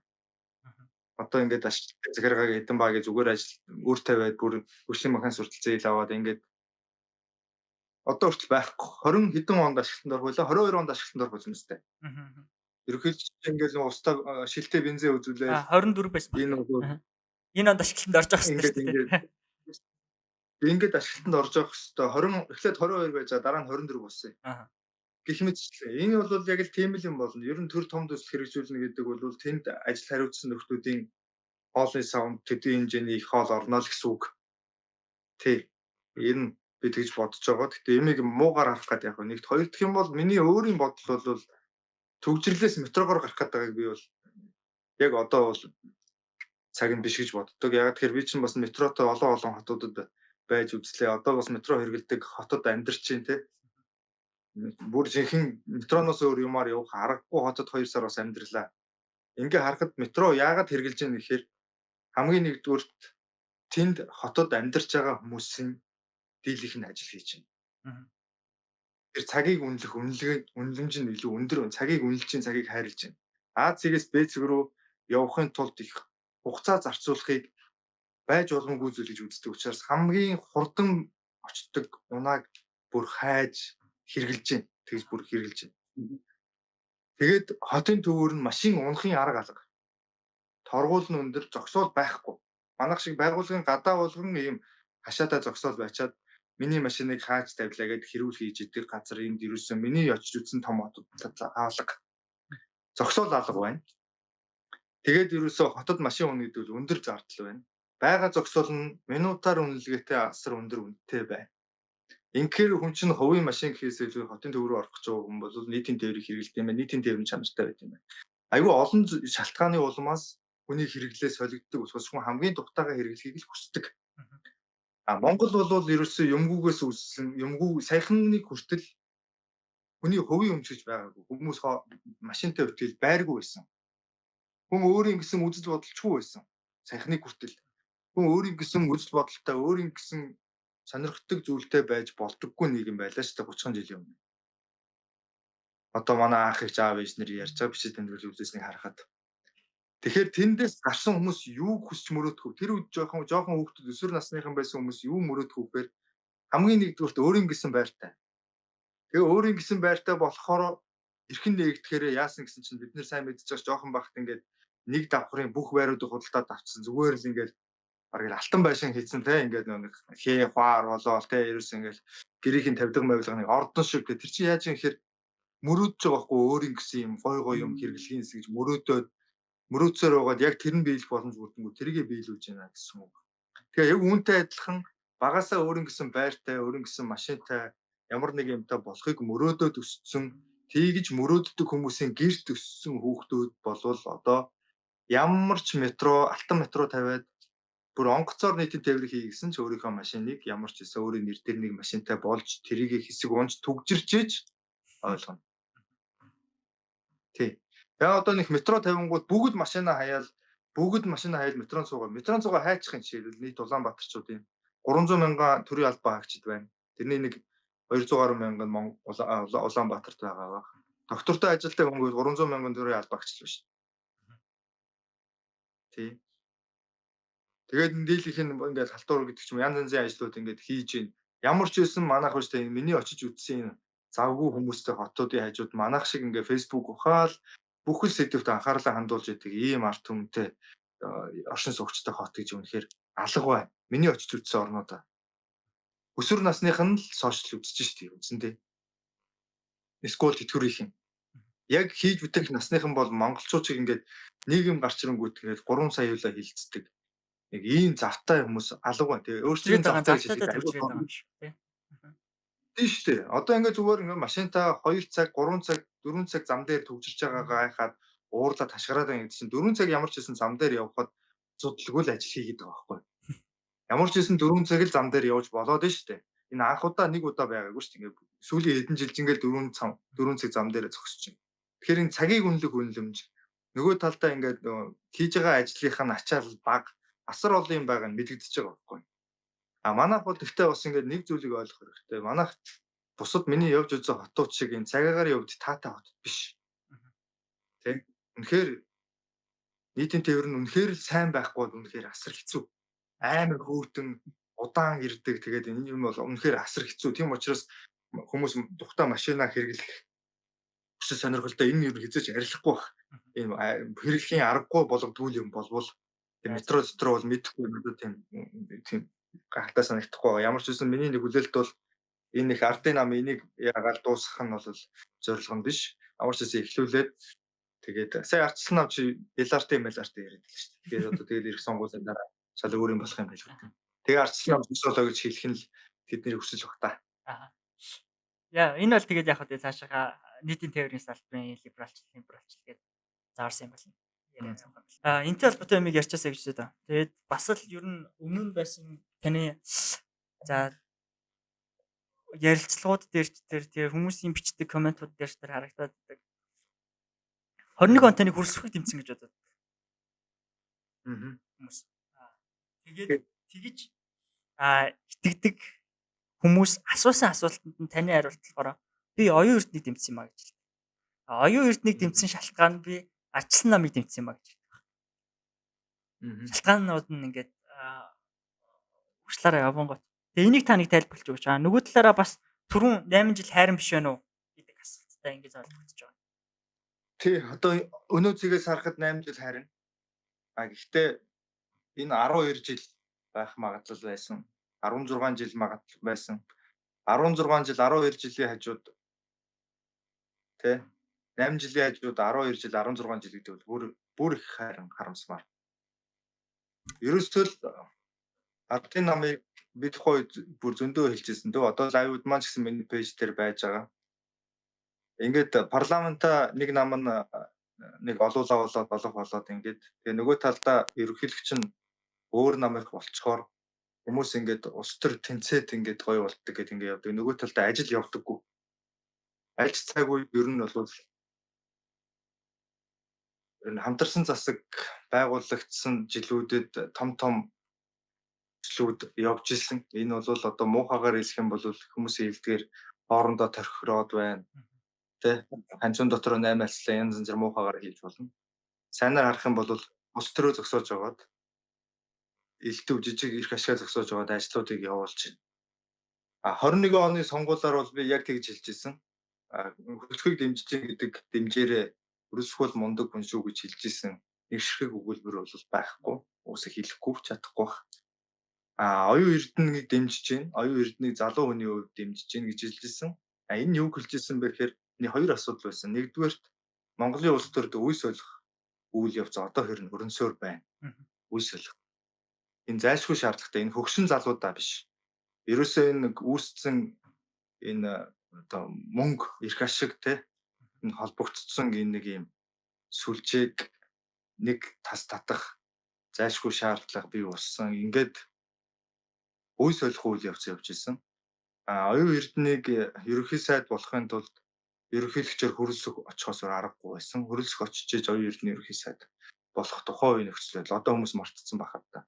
Ингэжсэн. Нэгт хоёрдугаарт эрх барих талаас авч үзэх юм бол ардын намд бүх эрх мэдэл нь очоод ардын намыг одоо яг тэр миний бодож исэн биелээ олцсон л байгаа байхгүй.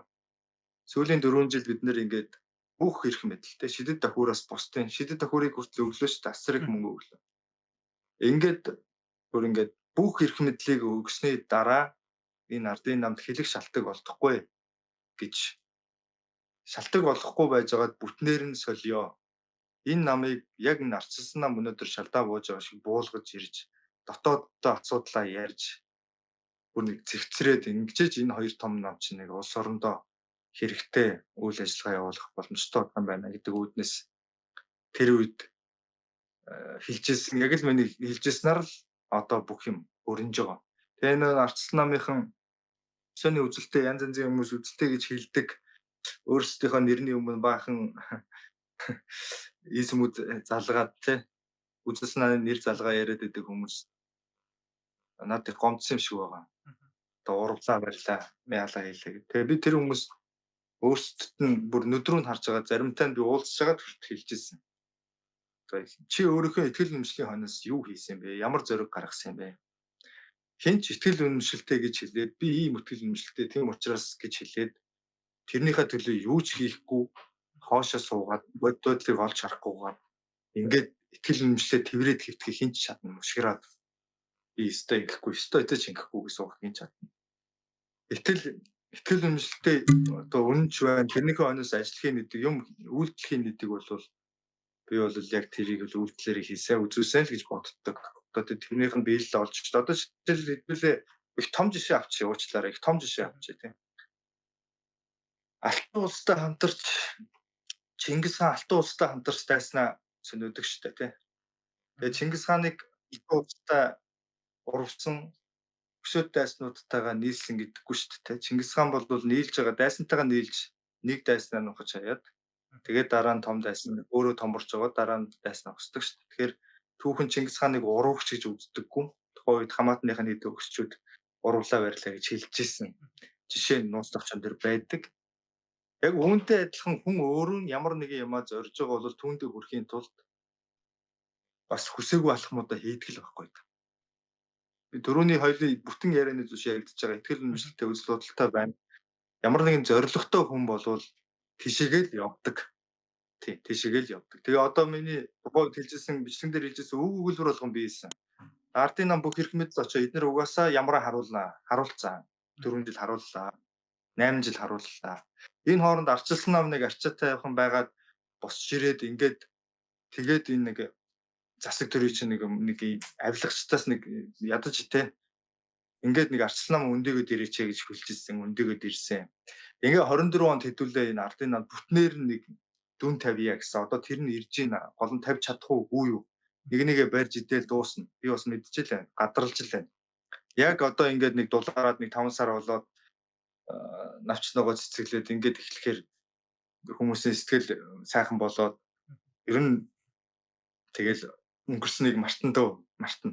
Тэгэл нэг үедээ барьж идээд энийг хилдэг хэдийгээ барьж идэл хөдөлтөгдсөн янз янзаар нь дуудаал тэгэл дэвсэлж байгаа л нэг ингээл ардын нам бас нэг олон суудалтай л сонгуул болох болов уу гэж бодож байгаа. Гэхдээ ардын нам миний бодлоор ялахыг нэг хүсэхгүй л байгаа болов уу да гэж би бодож байна. Гэхдээ тийм одоо удирдах байгаа хүмүүс нь хүсгийг бодохгүйгээс үл хамааран яг нэр дэвшиж байгаа хүмүүс бол яаж игээл ялахыг л бодно. Тэгэхээр энэ бол сонгуул нэлээд ширүүн болно. Тэ нэг ийм л юм болж миний яг тухайн үед хэлжсэн бүх юм биелсэн биелээ болж.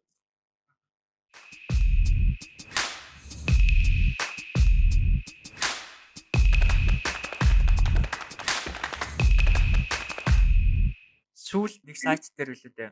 Оюурд нэг хүн ингээд дарангуулагч болох гээд байна. Дарангуулагч болох юм тоосгонуудаа өрөөд байгаа юм биш биз гэдэг зүйлийг яриад тэгээд шүүхрүү дарж байгаа ярилцлагуудыг бас ингээд хөтцсөн байсан.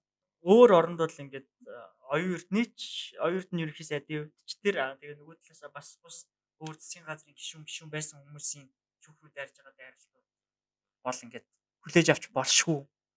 Тэ зүгээр өнгөрөөж болохооргүй юм том санкцтай үйл явдлууд. Гэтэл ингээ Монголд бол ингээ зүгээр ингээ дайраад тэгээ тэр дайрсныг нь хэл мэдээллийн байгууллагууд нь авчиж цэвээд ингээд ийм ховын шанартай ч гэдэг юм уу нэг ийм бүтгэлийн шинжтэй юмнуудаар ингээд шүүх рүү ингээд дахин дайраалаа л та. Тэр одоо та болж юм сая ингээд ялах сонирхолгүй байгаа болов уу гэж хэлж штэ. Би бол эсвэргээрээ баг ядлах сонирхолтой тэгээд бүр цаашлаа supreme power хүсэж байгаа юм шүү. Эсвэл supreme power хүсэж байгаа юм шиг тийм сайнтай юмнууд харагдаад. За ардын нам ялдгийн болвол эх 4 жил энэ нийгмийг хаахгүйгээр цаашаа ажил хийж чадахгүй. Яг нэг бүр ингээд те сошиалын хатуу хянаад сал цуглаан хийх аргагүй болгоод хэвлэл мэдээллийг хатуу хянаад миний нөгөө нэг би ингэж боддог гэсэн чухал мэдээлэл миний бодлыг өнөө худлыг яриад байсан шүү дээ. Тэр чинь бүр хэрэгсэтрээд те. Тэгээд ингээд нэг жигсаал цуглаанд дотоодын дайн тэмцэл рүүгээ хүрэх хэмжээнд очино. Ардын нам ялах юм бол тэгжижил тийм арга хэмжээ авж ижил тэр нам ажиллаа хийх байх гэж би бодож байгаа. Нөгөө талдаа хоёрын эрдэнэ бүх эрх мэдлийг авах гэж дайрч байгаа юу гэдэг бол бас үндэслэлтэй. Одоо өөрөө ч хэлсэн надад одоо өшөө эрх мэдэл хэрэгтэй. Миний мэдэл чадал дутаад байна гэдэг тий. Одоо энэ манан бүлэглэл гэдэг байгаа тэр бүлэглэлтэй хийх тэмцэлд надад хүч дутаад байна гэдэг. Ингээ бүгдийг би гартаа аваад дэмжлэг хэрэгтэй байна гэдэг нийтлэлд явуулсан шүү дээ. одоо л хэрэгтэй байна гэдэг. Одоо энэ түүхэндээ байгаагүй тий бараг Орос одоо энэ Зэдэн бол чой болсон одоо хэн байдгийг тий одоо Оросоос манайх хэн удирчсэн тэрний хэмжээний л хамгийн их эрх мэдэлтэй байгаа ерөнхий сайд шүү дээ. Тэгсэн хэрнээл одоо ингээд надад илүү эрх мэдэл хэрэгтэй байна гэдэг шүүхийг л хэлээд байгаа. Шүүхрүүд арьсан маш олон үг үйлдэл хийсэн. Шүүх нь өөрөө шүүхийн ерхий зөвлөлөөс энэ төр ариун мэдээлэл энэ төр гаргаж ирсэн. Тэгээ би тэр шүүх рүү хийж байгаа мэдээллүүдийг нэг юу гэж бодож байгаа вэ гэхээр шүүх рүү дайрахаас өмнө эхлээд үнэхээр авилгачдтай шүүх нь хариуцлага ярьж чадахгүй, хариуцлага тооцож чадахгүй байгаа гэж үзэж байгаа юм бол яагаад шүүхээс өмнө өөрөө нам дотроо улс төрийн хариуцлага хүлээх чадахгүй байгаа юм бэ? Чаддгүй юм бэ? Тэ? Яг нь шүүхэн шийдвэрийг хүлээгээд улс төрийн хариуцлага хүлээлгэхийн тулд хүнд чинь ямар нэгэн байдлаар хариуцлага хүлээлгэхийн тулд шүүхэн шийдвэр хэрэгтэй шүү дээ. Гэхдээ намынхан дөрөнд холбогдох гэж байж идэм байл шүү дээ. Авилгын хэмт хэрэгт холбогдох, авилга албан тушаалын хэрэгт холбогдох. Холбогдсон хүмүүстэйгээ ил баримт нь ил болсон хүмүүстэйгээ яагаад хариуцлага тооцож чадахгүй хэрнээ шүүх рүү заагаад байт юм бэ тийм. Тэгэхээр энэ нэг гисна гэдэг байгаа зүйл чинь бас үнэхээр яг үр дүн тал дээр хэр байгаа вэ гэж. Нөгөө тал парламентд байгаа шүү дээ. Тийм бүх боломжтой парламент байгаа. Гэтэ улс төрийн нөхцөл байдал нь бол мэдээж хэрэг өөр байгаа. Яг ингээд өөрөө ерөнхий сайд бүх ингээд эрх мэдэл нь гартаа байгаа юм шиг боловч тэр хүний чи ерөнхий сайд байлгаад байгаа тэр их хурл тий. Тэгээ тэр намын дотоод зохион байгуулалт энэ чинь бас нэг 2 3 фракцууд тодорхой юм дээр ярилцаж хэлэлцээд ингээд нэг өзрөн байшин өрчсөн юм шиг байгаад байгаа шүү дээ. Аль нэг нь нурчих юм бол тэр чигтээ нурах гэдэг ийм зүйлүүд бол улс төр бичдэг сэтгүүлчнэр бол бүгдээрээ л гадарлаж байгаа байх. Нөгөө талдаа яг өнөөдөр ингээд дэлгэцсэн хөгжлийн банкны хулгай, боловсролын зээлийн сан, хөгжлийн банк тий. Ингээд том ингээд сангуудын асуудал дэлгэгдсэн зүйл бол яг энэ оюун эрдэнэ үед дэлгэгдэж байгаа нь бол үнэн. Энэ бол үнэн. Энийг бол хинч худлаа гэхгүй. Одоо амар өсгөлэн сая түрүүн гарч ирээ хэлж илээ. Энэ засгийн газрын үед хамгийн том авилгын хэрэгүүд дэлгэгдсэн гэдэг. Энэ хэсэг нь бол үнэн. Энийг бол бас сэтгүүлчнэр аль нэг намын сэтгүүлч биш юм бол сэтгүүлчнэр бас тодорхой хэлдэг байх хэрэгтэй. Яг үнэхээр ингээд дэлгэгдэж байгаа бас нэг үзэлцэх гээд оролдоод байгаа. Гэтэ үр дүнгийн хувьд яг бодиттой үр дүнгийн хувьд өөрсдөө төрүүлж алхам хийж байгаа юу гэвэл үгүй байна, чадахгүй байна. Тэгээ шүүх рүү дайрч байна. Тэгээ шүүхийн шийдвэрүүд дээр одоо манай үзэгч төвчрөл ингээд шүүх засаглалыг хамгаалахаар үнэхээр наад шүүгч нь өөрөө авилгатай байхад хамгаалж яад юм бэ гэдэг юм байр суурь гарч ирдэг. Шүүгч нь үнэхээр хогийн байвал тэгээ шүүгч эсэргүүцэхгүй байх юм бэ гэж. Гэтэл бид нэр ингээд шүүгийн шийдвэрийг гаргаж үзээд шүүхтэр очсон баримтуудыг ингээд аваад үзэхээр прокурор дээр биднэрт ирж байгаа мэдээлэл, олон нийтэд дэлгэгдэж байгаа мэдээлэл прокуророос шүүх рүү очиж байгаа санал хоёр бүр тис өөр хоёр зүйл байдаг шүү дээ. Одоо ингээд бид нэр ерөнхий сайд асан баяр маярын хэргийг мэднэ. Оюу толгоо одоо гэрээг байгуулад тэгээд гадаадынханд одоо тий юу гэдэг өндөр одоо гадаадынханд үйлчилснийхээ хариуд мөнгө аваад тэргүүрээ Америк ч үлээ хаан ч үлээ баахан хаус аваад тэгээд ингээд бид нар тэгж ойлгодог шүү дээ. Тийм авилга авсан. Тэгс чи яг шүүхийн шийдвэр болохоор ч шал өөр машины чинь байдаг үлээ нэг тээвэр мэврийн асуудал байлгүй үлээ нэг ийм л юм байдаг шүү дээ. Тэгэхээр ингээд бас ингээд прокуророос очиж байгаа саналыг шүүх хилцдэг гэдгийг бид нэрээс ойлгох хэрэгтэй. Бид нэр үзэж байгаа хүмүүс ер нь иргэд маань ойлгох хэрэгтэй. Шүүх өөрөө мөрдөн шалгах гэж явуулахгүй.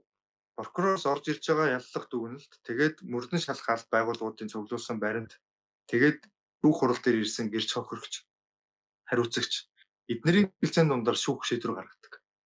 Тэгээ шүүх өөрөө баримт цуглуулсан юм шиг бүх юмыг шүүх рүү дааж чиглүүлнэ гэдэг бол өөрөө асар эрсдэлтэй.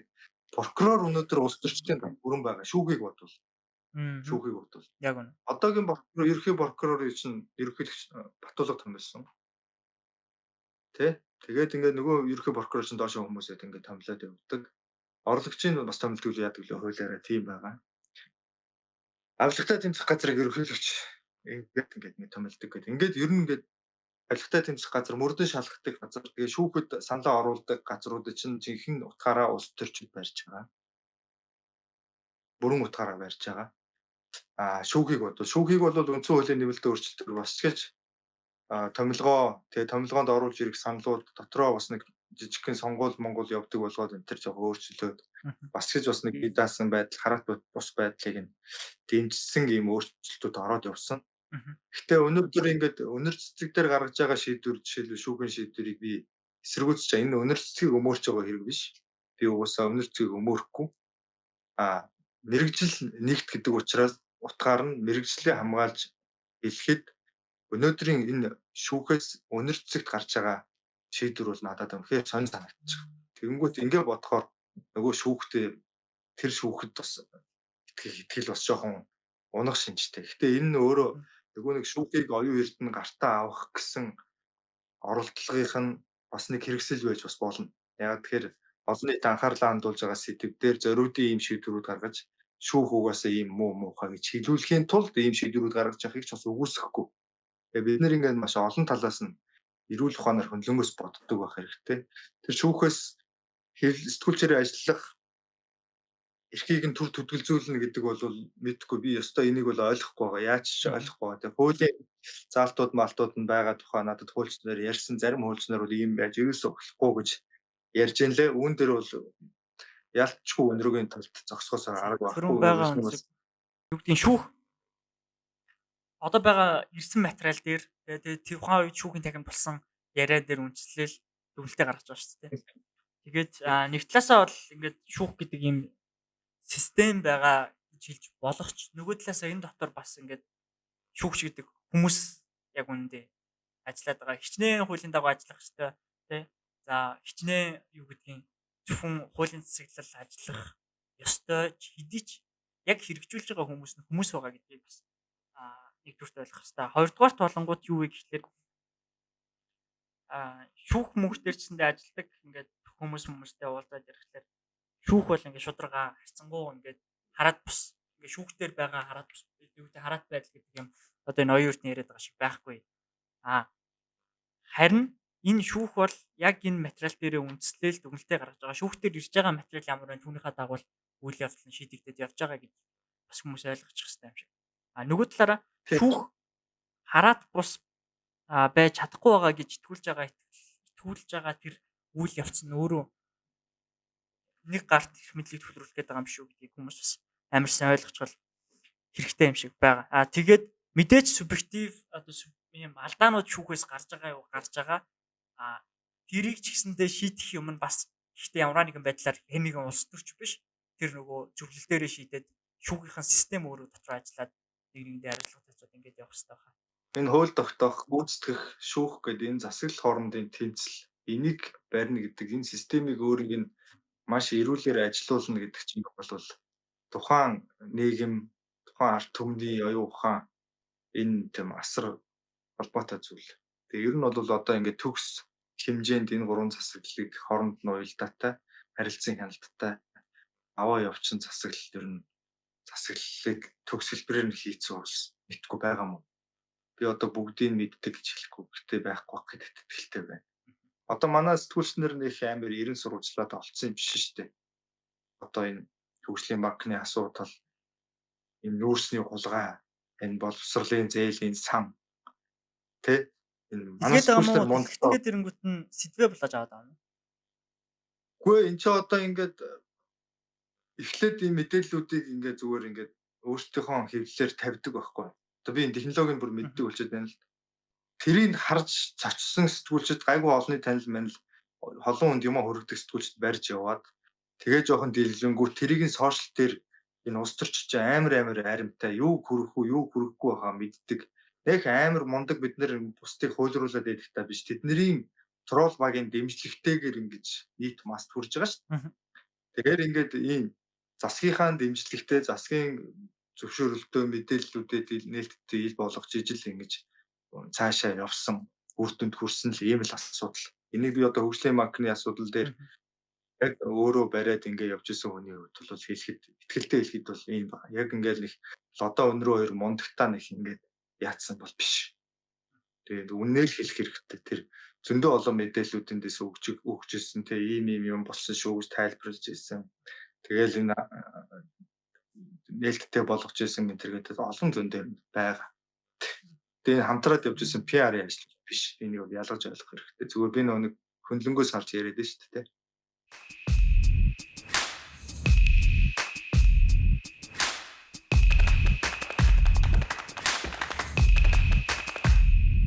Шудраг гэдэг үгийг амар их ашиглаж байна л да. Шудрагаас гэл нэг өгж байгаа ярилцлаган дээр хитэн ч удаа шудраг гэдэг үг байгаа юм. Энэ үгийг туг болгоод яваад ах шиг байгаад байна. Шудраг гэдэг туг нэмруулаад шудраг гэдэг тугийг ингээд эрх мэдэлд очиж байхдаа чагсаал дээр ч нэмрүүлж байсан. Тэгэл эрх мэдэлд очсны дараачсан дээр намрсаар л яваад байгаа. Гэтэл яг нөгөө сэдв зарлаад байгаа нь өөрөө сэдвтэ тэмцэж байгаа явдал муу юм уу биш юм уу байгаа юм шиг санагд. Шудраг шудраг яг гоо энийг олон хэлж яах гэдэг чинь тийм байх гэж ирмэлцэж байгаагийн бас нэг дохио эсвэл бол үнэхээр тийм байж чадахгүй учраас хүн өөртөө байхгүй юм айгүй олон ярьдаг гэдэг шиг тийм байхгүй байгаа учраас ярьж иж магадгүй. Зүгээр ер нь бол хоёр эрдэнд нэг давуу тал байх шиг байна. Тэгээ миний зүгээр ингээд альч намын биш зөв хөндлөнгөөс ингээд харж байхад нэг давуу тал. Тэр нь аль нэг энэ нэг хулгаанууд ба штэ том хулгаанууд энэ мөнгөтэй холбоотой бүлэглэлүүд ч гэдэг юм уу эднэртэй оролцолдог юм шиг байна. Аз болоход. Тэгээд тэрэн дээрээ нилээн одоо нам дотроо ч тэр одоо альва нэг ингээд хэсэг нам биш тэ намын хэсэг бүлэг хүмүүс биш тэ. Тэр донд ч бас энэ мөнгөтэй болж байгаа хэсэгтээ дургуутсаж байгаа хэсэг байгаа шүү дээ. Тэг эрх мэдэл аваад нүдэн дээр нь мөнгө хөлжөөд байгаа нөхдүүдийг намын нөхдүүд чи ил гараад ардын намх ялангуяа ил гараад шүмжлэхгүй нам гэдэг утгаараа ингээд дараад байж байгаа. Гэхдээ нөгөө хүмүүс чинь дотроо бас юм уу өстө нэрээ сайн тусалж байна гэж бодож байгаа хүмүүс байгаа шүү дээ. Тэр хүмүүс нь л оюун эрднийг дэмжиж өнөөдөр ерөнхий сайдаар байлгаад байгаа болов уу гэж. Ягаад тэгэхээр нөгөөх нь яг тийм юмд ингээд улаан цайм орцсон юм байхгүй байгаа юм болов уу гэж. Гэхдээ энэ нь бол яг гүйт танигдсан хугацаа нь бол эрх мэдэл таамаг тийм. Эрх мэдлээ өгсөний дараа Танигдсан шүү дээ. дараагийнхан шалгана шүү дээ. Тэгэхээр энэ үед бол тодорхой болох байх. Зүгээр өөрийнх нь байж байгаа байдлаас харахад зүгээр таамаглахад нэг тийм л нэг давуу тал болгож ашиглаад тах шүү байна. 2 3 дахиад тамраад ороод ирсэн байгаа төсрүүд байгаа шүү дээ. Тэгээд ер нь бол өмнөх Монгол улсын түүхэнд байгаагүй их хэмжээний төсөв төвлөрч байгаа. Тэгээд түүхэнд байгаагүй том төсөв гэдэг чинь миний л хувийн бодолд түүхэнд байгаагүй том болгоо. Одоо ингээд ковидын үед байсан засгийн газрын бүрэлдэхүүнд байсан ковидын үед хүн эрхийн зөрчил үлдчихсэн гэх юм уу тэрнийхэн бүх толгой дээр нь байсан удирдахжсэн хүмүүс одоо ч засгийн газар бүтцэд байгаа шүү дээ. Тий. Бодтол дээр. Ковидын үеийн холгаа гэдэг юм яриад байгаа 24 хүн гэдэг тоо яваал байгаа. Тэгээд бас яг өмнөх явж исэн холгаатай холбоогүй гэж магадгүй ч гэсэн тий. Гэсэн нэг тийм бодол хувь хүнд миний хувь хүнд бол байдаг. За тэр ч аа. Одоо тэгээд эднэрт чинь дүнгээ тавих боломж олд чинь дүнгээ тавиад бүгдээрээ эргээд тестээ хийж үзэх ёстой шүү дээ. За хэрхэн сусалсан бэ гэдгийг чинь сөрөг хүчний гаргаж ирж үзэх ёстой бол шүү дээ тий. Тэгэхээр одоо ингээд эрх сонгуулийн ард дээрээс ковидын үеийн төсөв яаж ажиллаж ирсэн. За одоо энэ нэг 20 эдийн их 27 та 25 их 80-ийн төсвүүдийг ер нь яаж зарцуулж байгаа юм бэ гэдэгт чинь эргээд хяналт тавина. Нөгөө бидний үнийн өсөлтгээд байгаа чинь л энэ төсөв чинь л тэр ихгүй да. Одоо 27 их 80 19 оноохоос 100% өссөн. Ийм амар төсвийн өрсөлдөлтүүдтэй энэ төрийн албаны данхаалтууд чинь л Тэгээд дээр нь энэ зах зээл рүү орж байгаа. Энэ хэмжээгээр л мөнгө зах зээл рүү орж ийн гэсэн үг шүү дээ. Энэ чинь үнийн өсөлт болохоос биш. Тэр гурилан компаниуд өгсөө үлдээд байгаа бол мэдэхгүй гэдэг нөө битээр ярьсан сэдв те. Тэгэхээр энэ өөрөө энэ их асар их бэлэн мөнгө, энэ их мөнгөийг төвлөрүүлнэ гэдэг чинь бол энд хулгай авилга байхгүй нь юусоо байхгүй.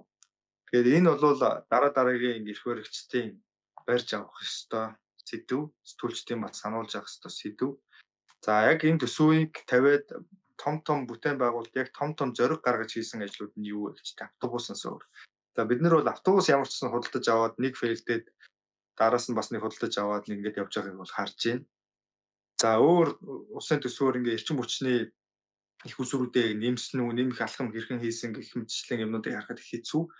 Зөв том гэхээсээ илүү ингээд жижиг гэж ярьдаг ажлуудынхаа төсвийг 2 дахин 3 дахин нээсэн. Зүгээр нэг зураг төслийг 3-4 тэрбумаар хийлэгдэх те.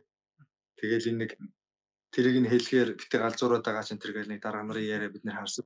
Гэх мэтчлэн ингээд зардлууд бол амар өссөн. Гэхдээ энэний ялыг бол хилцэх цаг биднэрт хангалттай болно. Тэр цаг эрүүлэхийн төлөө одоо яг 2021 онд ярьжсэн шиг хэдүүлээ. Энэ жил ардын ном бүтнээр нэг дүн тавих зайлшгүй шаардлага байна л гэж би одоо сонгогчдод хэлж бүр гуймаар үг. Та түрүүн ингээд аль ч намын биш хүний хувьд хэлэхэд гээд хийж байгаа боловч одоо энд ингээд подкастыг сонсож байгаа хүний өнцгөөс болонгот ардчилсан намын өнцөг байгаа юм шиг сонсогдно угаасаа. Гэхдээ ардчилсан намыг дэмжиж байгаа дэмжлэг нь ямар учиртай дэмжлэг вэ? Үзлэрэгцэл нэгтэй учраас дэмжиж байгаа дэмжлэг. Үзэл санаа. Өнөөдөр энэ манайсын дураараа хоёулаа ингээд хоёр улсын хил дамнаад дэлхийн хоёр талаас ингээд холбогдоод юмаа яриад юунаас ч айхгүйгээр тэрийг маргаашаа тавих ихтгэлтэй ингэж байх алхам ийм боломжуудыг өнөөдөр яг хин авчирсан. Ардчилсан намын ой болж байна. Би бас тэрэн дээр нь ардчилсан намын баяр хүргэе гэж байгаа. Эрхчлөөний нам өнөөдөр 34 жилийн аваад тэмдэглэж байна. Эрхчлөөний нам, эрхчлөөг авчирсан олон эвсэл холбоотын нэгдэл энэ ардчилсан нам. Маш олон хүмүүс нэгдэж нийлжээж энэ эрхчлөө гэдэг юм чи авчирж ирсэн тухай ардын намын Монгол ардын хувьсгалт намын удирддаг улс төрийн төвчийг шахалтанд оруулж иж тэдний бас дэмжлэгтэйгээр дараагийн үндсэн хуулиа өөрчилж шинжилж шинэ үндсэн хуулиа бичиж тэ. Тэгэхээр энэ ардчилсан намынханд бол яг ардчилсан нам гэдэг утгаар нь биш. Үзэл санаа нэгтэй тэр олон хүмүүсийн санал нэгдэн штэ мэдээж хэрэг тэ. Тэрнээс яг ингээд ардчилсан нам гэдэг бол өөрөө яг ардчлал эрхчлөө гэсэн биш гэдгийг би зарим бүлэглэл ардчилсан нам дах бүлэглэл зарим хүмүүсийг хараад бол би мэддэг. Ардчилсан намын сонгогдсон их хурлын гишүүд дотор хүртэл ерөөсөө яагаад ч амнаас нь ардчлалын тухай юм гардаггүй хүмүүс байна шүү дээ. Бүр эсрэг юм гардаг. Тэр хүмүүсийг хаад бол би ардчилсан намыг дэмждэг гэж хэлж чаддгүй. Зүгээр энэ үзэл санаа нэгтэй учраас ардчилсан намын талдаа яриад байгаа юм шиг харагдах байна. Ерөнхий үзэл санаа байна ардчилсан намд ч. Бас нэг юм энэ сонгуулиар мэдээч ардчилсан нам өөрчлөгдөж орж ирэх бол болохгүй гэдэг. Одоо чинь хүүхдийн мөнгө гэдэг санаачлагыг ер нь төсвийн нэмж хүүхдийн мөнгөийг их болгож ирсэн. Асуудал ардчилсан нам дээр юм лээ. За мөнгө тараалт хуучны ер нь мөнгө тараалтуудын хамгийн том дүнтэй санаачлагууд нь ардчилсан намаас гарсан юм байлээ. Ер нь халамжийг дэврэгэж ингээд эхлэлийн тавьсан нам бол ардчилсан нам өөрөө бас байх надад тухайн үеийнхэн тоглох ёстой. Тэгээд яг энэ чигээрээ ардчилсан нам уралдаж социализм хийж орж ирэх юм бол ямар ч дэмжлэг бас хүссэн юм авч чадахгүй байна. Нөгөө талаасаа тэр тийм болоод ороод ирэх юм бол эсрэг талтан зогсно. Чадна үстэй гэдэг. Ер нь бид нар энэ дээр үнэн ялгаруулах хүсэж байгаа. Тэгээд яг бодлогын хэмжээнд ялгаруулгаа. Энд чинь гэхдээ ингээд ардын нам бол яг үнийг хэлэхэд шүү дээ. Жинхэнэ либерал бодлого гаргаж чадна. Ардчилсан нам бол жинхэнэ либерал бодлого гаргаж чадна. Мөрөө хөтөлбөр нь яг тийм байж чадна. Аргентины ерөнхийлөгчийн үзүүлээд байгааг энэ талыг ч гэсэн үзүүлж чадна. Тэ? Хавир Милегийн үзүүлээд байгаа шиг төрийн албан тэгээд сонгогдоход энэ яамнуудыг байхгүй болгоод гэж ингээд явж чадна. Тэр боломж хүчийг нь хэн өгд юм бэ хамгаал. Яг тэгэл ардчилсан нам яг өөрийнхөө либерал үзэл санаагаар бодлого боловсруулад мөрөө хөтөлбөр дэвшүүлвэл яг маргааш нь өчөглүүлээд хөөгдөөд айгүй бол чулуу шийдвэрлэн годомжинд. Монголчууд өөрсдөө бид нар ерөөсөө бэлэн биш байна. хүсэж байгаагаа хүлээж авахд бэлэн биш байна монголчууд. Монголчууд бид нэр ингээд өөрсдөө ингээд өндөр орлоготой ачаатай ажлын байртай болъё гэж хүсэж байгаа шүү дээ. А тэр хүсэж байгаад нь хүрх арга замыг хүлээмжширч чадахгүй. Ойлгохгүй, мэдэхгүй, Ойлгуулах нь мэдэхгүй. гэхдээ арслан нам ажил шүү. Ойлгуулах нь хэвлэл мэдээллийн ажил шүү дээ. Хэвлэл мэдээллийн байгууллагууд PR-чдын ажил байхгүй. Тэрийг л хийх гэж PR-чин хэвлэл мэдээлэл гэж байдаг шүү. Тэр үжил санааг ойлгох гэж. Тийм учраас өнөөдөр ингээд би энэ манай Liberty амраа байна тий одоо бүр зөксөө зайгууд тэрийг ярьж байна. Яаж азар амраа байгаа юм бэ? Зарим тал дээр хэтрүүлдэг, хэд либертари юм ярьдаг, зарим талдаа бүр хусахын тулд хусдаг, зүгээр л муулахын тулд муулдаг. Хамаагүй амраа ч өөрөө улс төрч واخхой. А би сэтгүүлчийн хуваар болохгүйг нь зүгээр аль тал алдахгүйгээр л ярьж явдаг хүн байхгүй. Тэгэхээр аль болох олон нийтийг хэрсүү болгоно гэдэг дээр сууг санал нийлж байгаа суугууд олон болж байгаа би баярлж байгаа. Гэж юу вэ? Одоо танаах тий би түрүү хэлсэн шүү дээ хэд хэдэн контент бүтээгч нар. Эднэр одоо бид нар нэг сууг дээр явж байгаа хүмүүс олон болж байгаад амар баярлж байгаа. За ингээд л хэлдэг. Яг өнөөдрийн сонгуулийн хувьд арчилсан нам амар либерал бодлого дэвшүүлээд ингэх юм бол зөв өшөглөлөө хөөгдөн. Энийг бас бид нэр амар сайн ойлгох хэрэгтэй. Тэгээд нөгөө талдаа арчилсан нам нь ингээд ямар ч нэгэн байдлаар олон суудл аваад тэгжээж нөгөө бодлогоо либерал бодлогоо хэрэгжүүлнэ шүү дээ. Суудл авахын өмнө сонгуул өгдөг хүмүүс, саналаа өгдөг хүмүүс таалагдах зайлшгүй шаардлагатай. Одоо монголчууд бас нэг зүйлийг ялгаж салгадаг, сэтгүүлч нар өдрөөс ялгаж салгадаг болох хэрэгтэй. Популизм гэхээр л уурлаад идэг тийм. Яг популизм өөрөө тийм муу зүйл биш. Популизмгүй улс төр дэлхийн хаач байхгүй. А популизм хэрэг хэмжээнээсээ хэтрээд увайгүй сэдвүүдээр ингээд увайгүй хит увайгүй улс үндэстний эсрэг юмыг олон нийтийн сэтгэл хөдлөл дээр тулгуурлаж ингэж хийгээд байна гэдэг бол өөрөө увайгүй популизм гэж би ангилж яриад байгаа. Болохоос биш популизм өөрөө муу зүйл биш. Хоёрдугаарт халамж. Халамж бол төр гэж байгаа юм бол халамж өөрөө зайлшгүй хийх хэрэгтэй. Төр юу нь яах гэж байдیں۔ Иргэдээ хамгаалах гэж байдیں, хайрлах гэж байдیں۔ Тэгээд Тэр хайрлах хажимдалтай зохицуулах, төр хамгаалах үүрэгтэй шүү дээ. Төр халамжлах үүрэгтэй.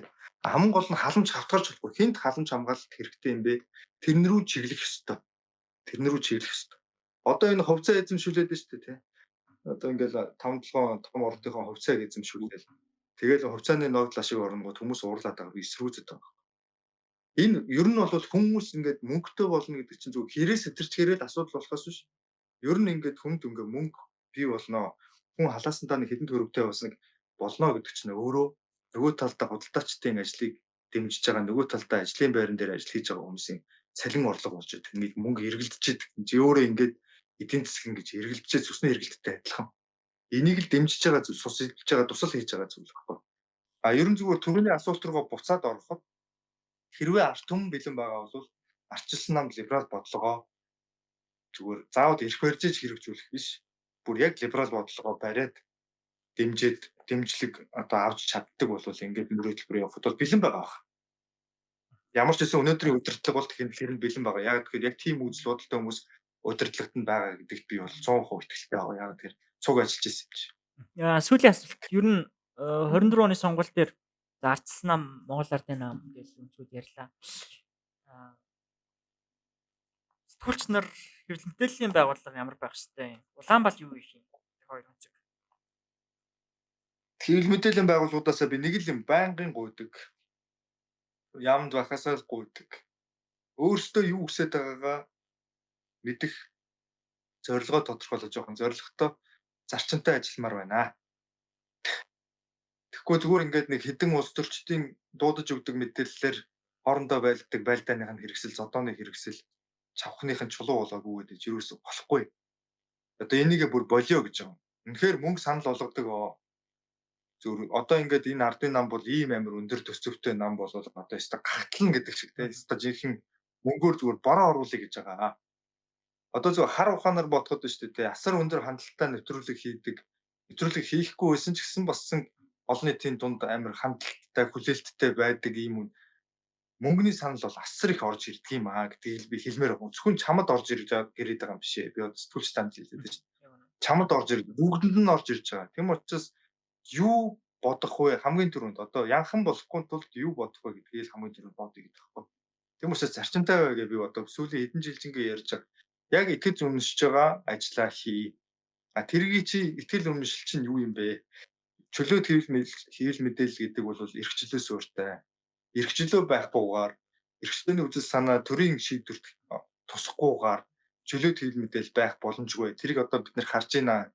Тийм учраас үнэхээр амар янз янзын бүлэгэл ярьсан ярианд нь итгэцдэг юм уу? Үгүй юм болвол ямар ч мөнгөн төргөний санал болгосон эрхчлөөнийхөө эсрэг одоо бити ядаж энэ сонгуулаар бити яваарай. Хичил бүр хэвлэлийн дэвэр захимаар байна. Тэгээ одоо манай хэвлэлийг үнэхээр зовоож байгаа. Мөнгөний дарамт гэдэг чинь бас амар дарамт гэдэг шүү дээ. Тэгээ одоо манай хэвлэлийг үнэхээр зовоож Сая нэг одоо ингээл Монголд амар алдартай кино хийж байгаа. Тэг ингээд шуугуулад байгаа production байна шүү дээ. Тэгээд кинон дээр нь ажилласан нэг залуу надаа нэг хамт киног нь өөр нэг кино мань ярьж байгаа л тэгэл тэгснэ.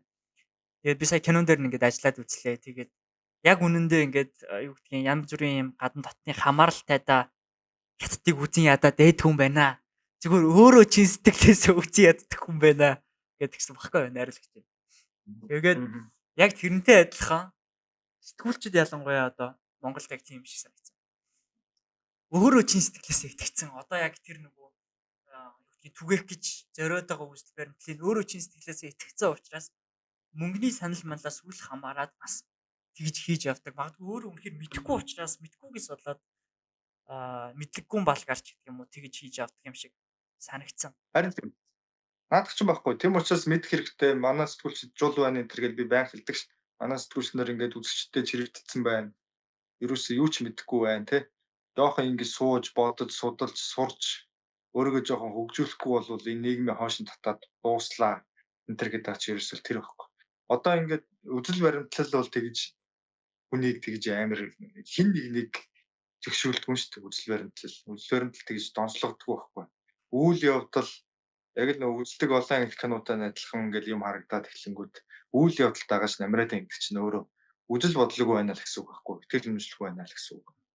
Тэгэхээр итгэл үнэмшилтэй үзэл бодолтой бай гэж одоо ингээл шахаж шаардаад хэлээд байгаа хаашаа юм. Ер нь тэгээд үзэгчид бид нэр бүгдээрээ л өөрсдөө л тэгж ойлгох ёстой юм шиг байгаа. Тэгээд одоо манай сэтгүүлч нар ч бас их амбицтай хүмүүс байдаг ч би биенээсээ үг сонсох айгүй дургу.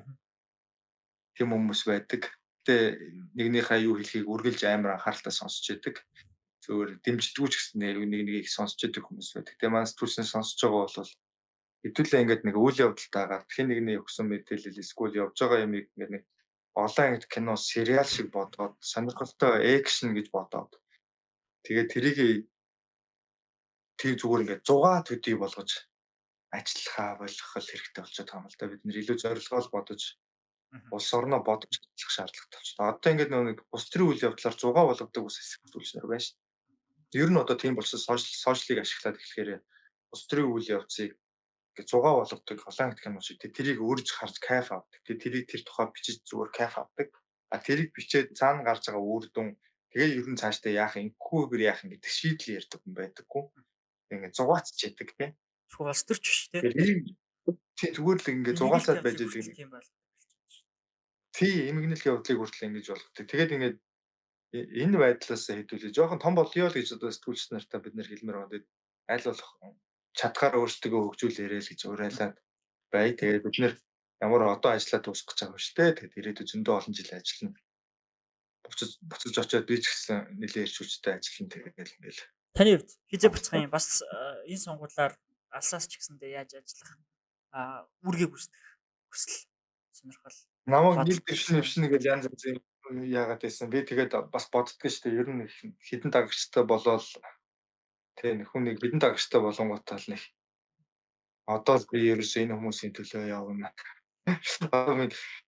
Одоо сонгогчдоос бас болох юм бол даа чаваас. Тэгээ сонгогчд нь үнэхээр ингээд яг бодит байдал нь сонгуул дээр очлоо гэх сонгогч санал авах тэр нэг хэсэг дээр очиод саналын хуудас харахаар яг хэнийг таньдаг үлээ таньдгаал дугуулдаг энэ бол тийм онол л та тийм. Энэ Монголд ч юм биш. Тэгэхээр энэ олонний танилуудыг нэр дэвшүүлэх сонирхол бас намуудад байдаг байх. Нөгөө тал дээр тэр дэвшиж байгаа олонний танилуудыг би бас боддог. Ер нь олонний танил байна, хэдэн дагагчтай боллоо гэдэг чинь ер нь бол чи ингээ болчлоо улс оронд одоо бодлого тодорхойл гэсэн үг биш шүү дээ. Яг өөрсдийн гэсэн үзэл бодлого ийм олонний танил хүмүүс бол энэ парламентын засаглалд айгүй сөрөг үр дагавартай. Яг тэгэхээр өөрсдийн үзэл бодлоо итгэл үнэмшил хүмүүсийг хөрвүүлэхэд, оруулахад, цавчуулахад их амархан, удирдахад их амархан оюун санаа бодлыг нь. Тэгээ ингээс авчуулаад удирдах явахаар энэ том лобби бүлгийн бас нэг эрг шуруу болчих магадлал маш өндөр байдаг. Тийм учраас манай үзэгчид эсний олонний танил байсан ч гэсэн бас нэг үзэл бодол нь итгэл үнэмшилтэй юу, энэ ер нь нөхөр өөрийнхөөрөө юу, яг өөрөө эрхчлөлтөө баг юм үнэ үү шүү гэдгийг маш сайн олж хардаг байх хэрэгтэй. Тэгээд энэ олон дагагчтай нөхдүүдэд бас би хэлмээр байгаа. Олон дагагчтай нөхдүүд бас ингээд зарим зүйл дээр бас жоохон андуураад байгаа. Юу андуураад байна гэхээр өөрийг нь олон хүн дагахаар тэр олон фэнтэй болж ингэж бодоод байгаа шүү. Өөрийн чинь хүн дагж яах гэдэг бол зүгээр дагж байгаа хэлбэр болохоос дурлж байгаа хэлбэр биш.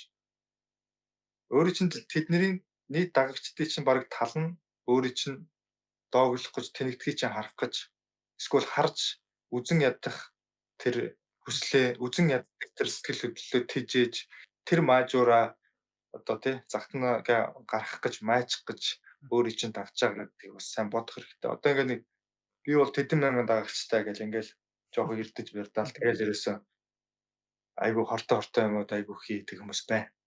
Тэгээ тэр хүмүүс хандаж хэлэхэд бас тийм байна шүү. Бид нэр одоо жоохон том болох хэрэгтэй байна. Том болно гэдэг нь одоо бас хөө хүмүүс чинь том гэдэг ойлголт нь хүмүүнийхээр их өөр.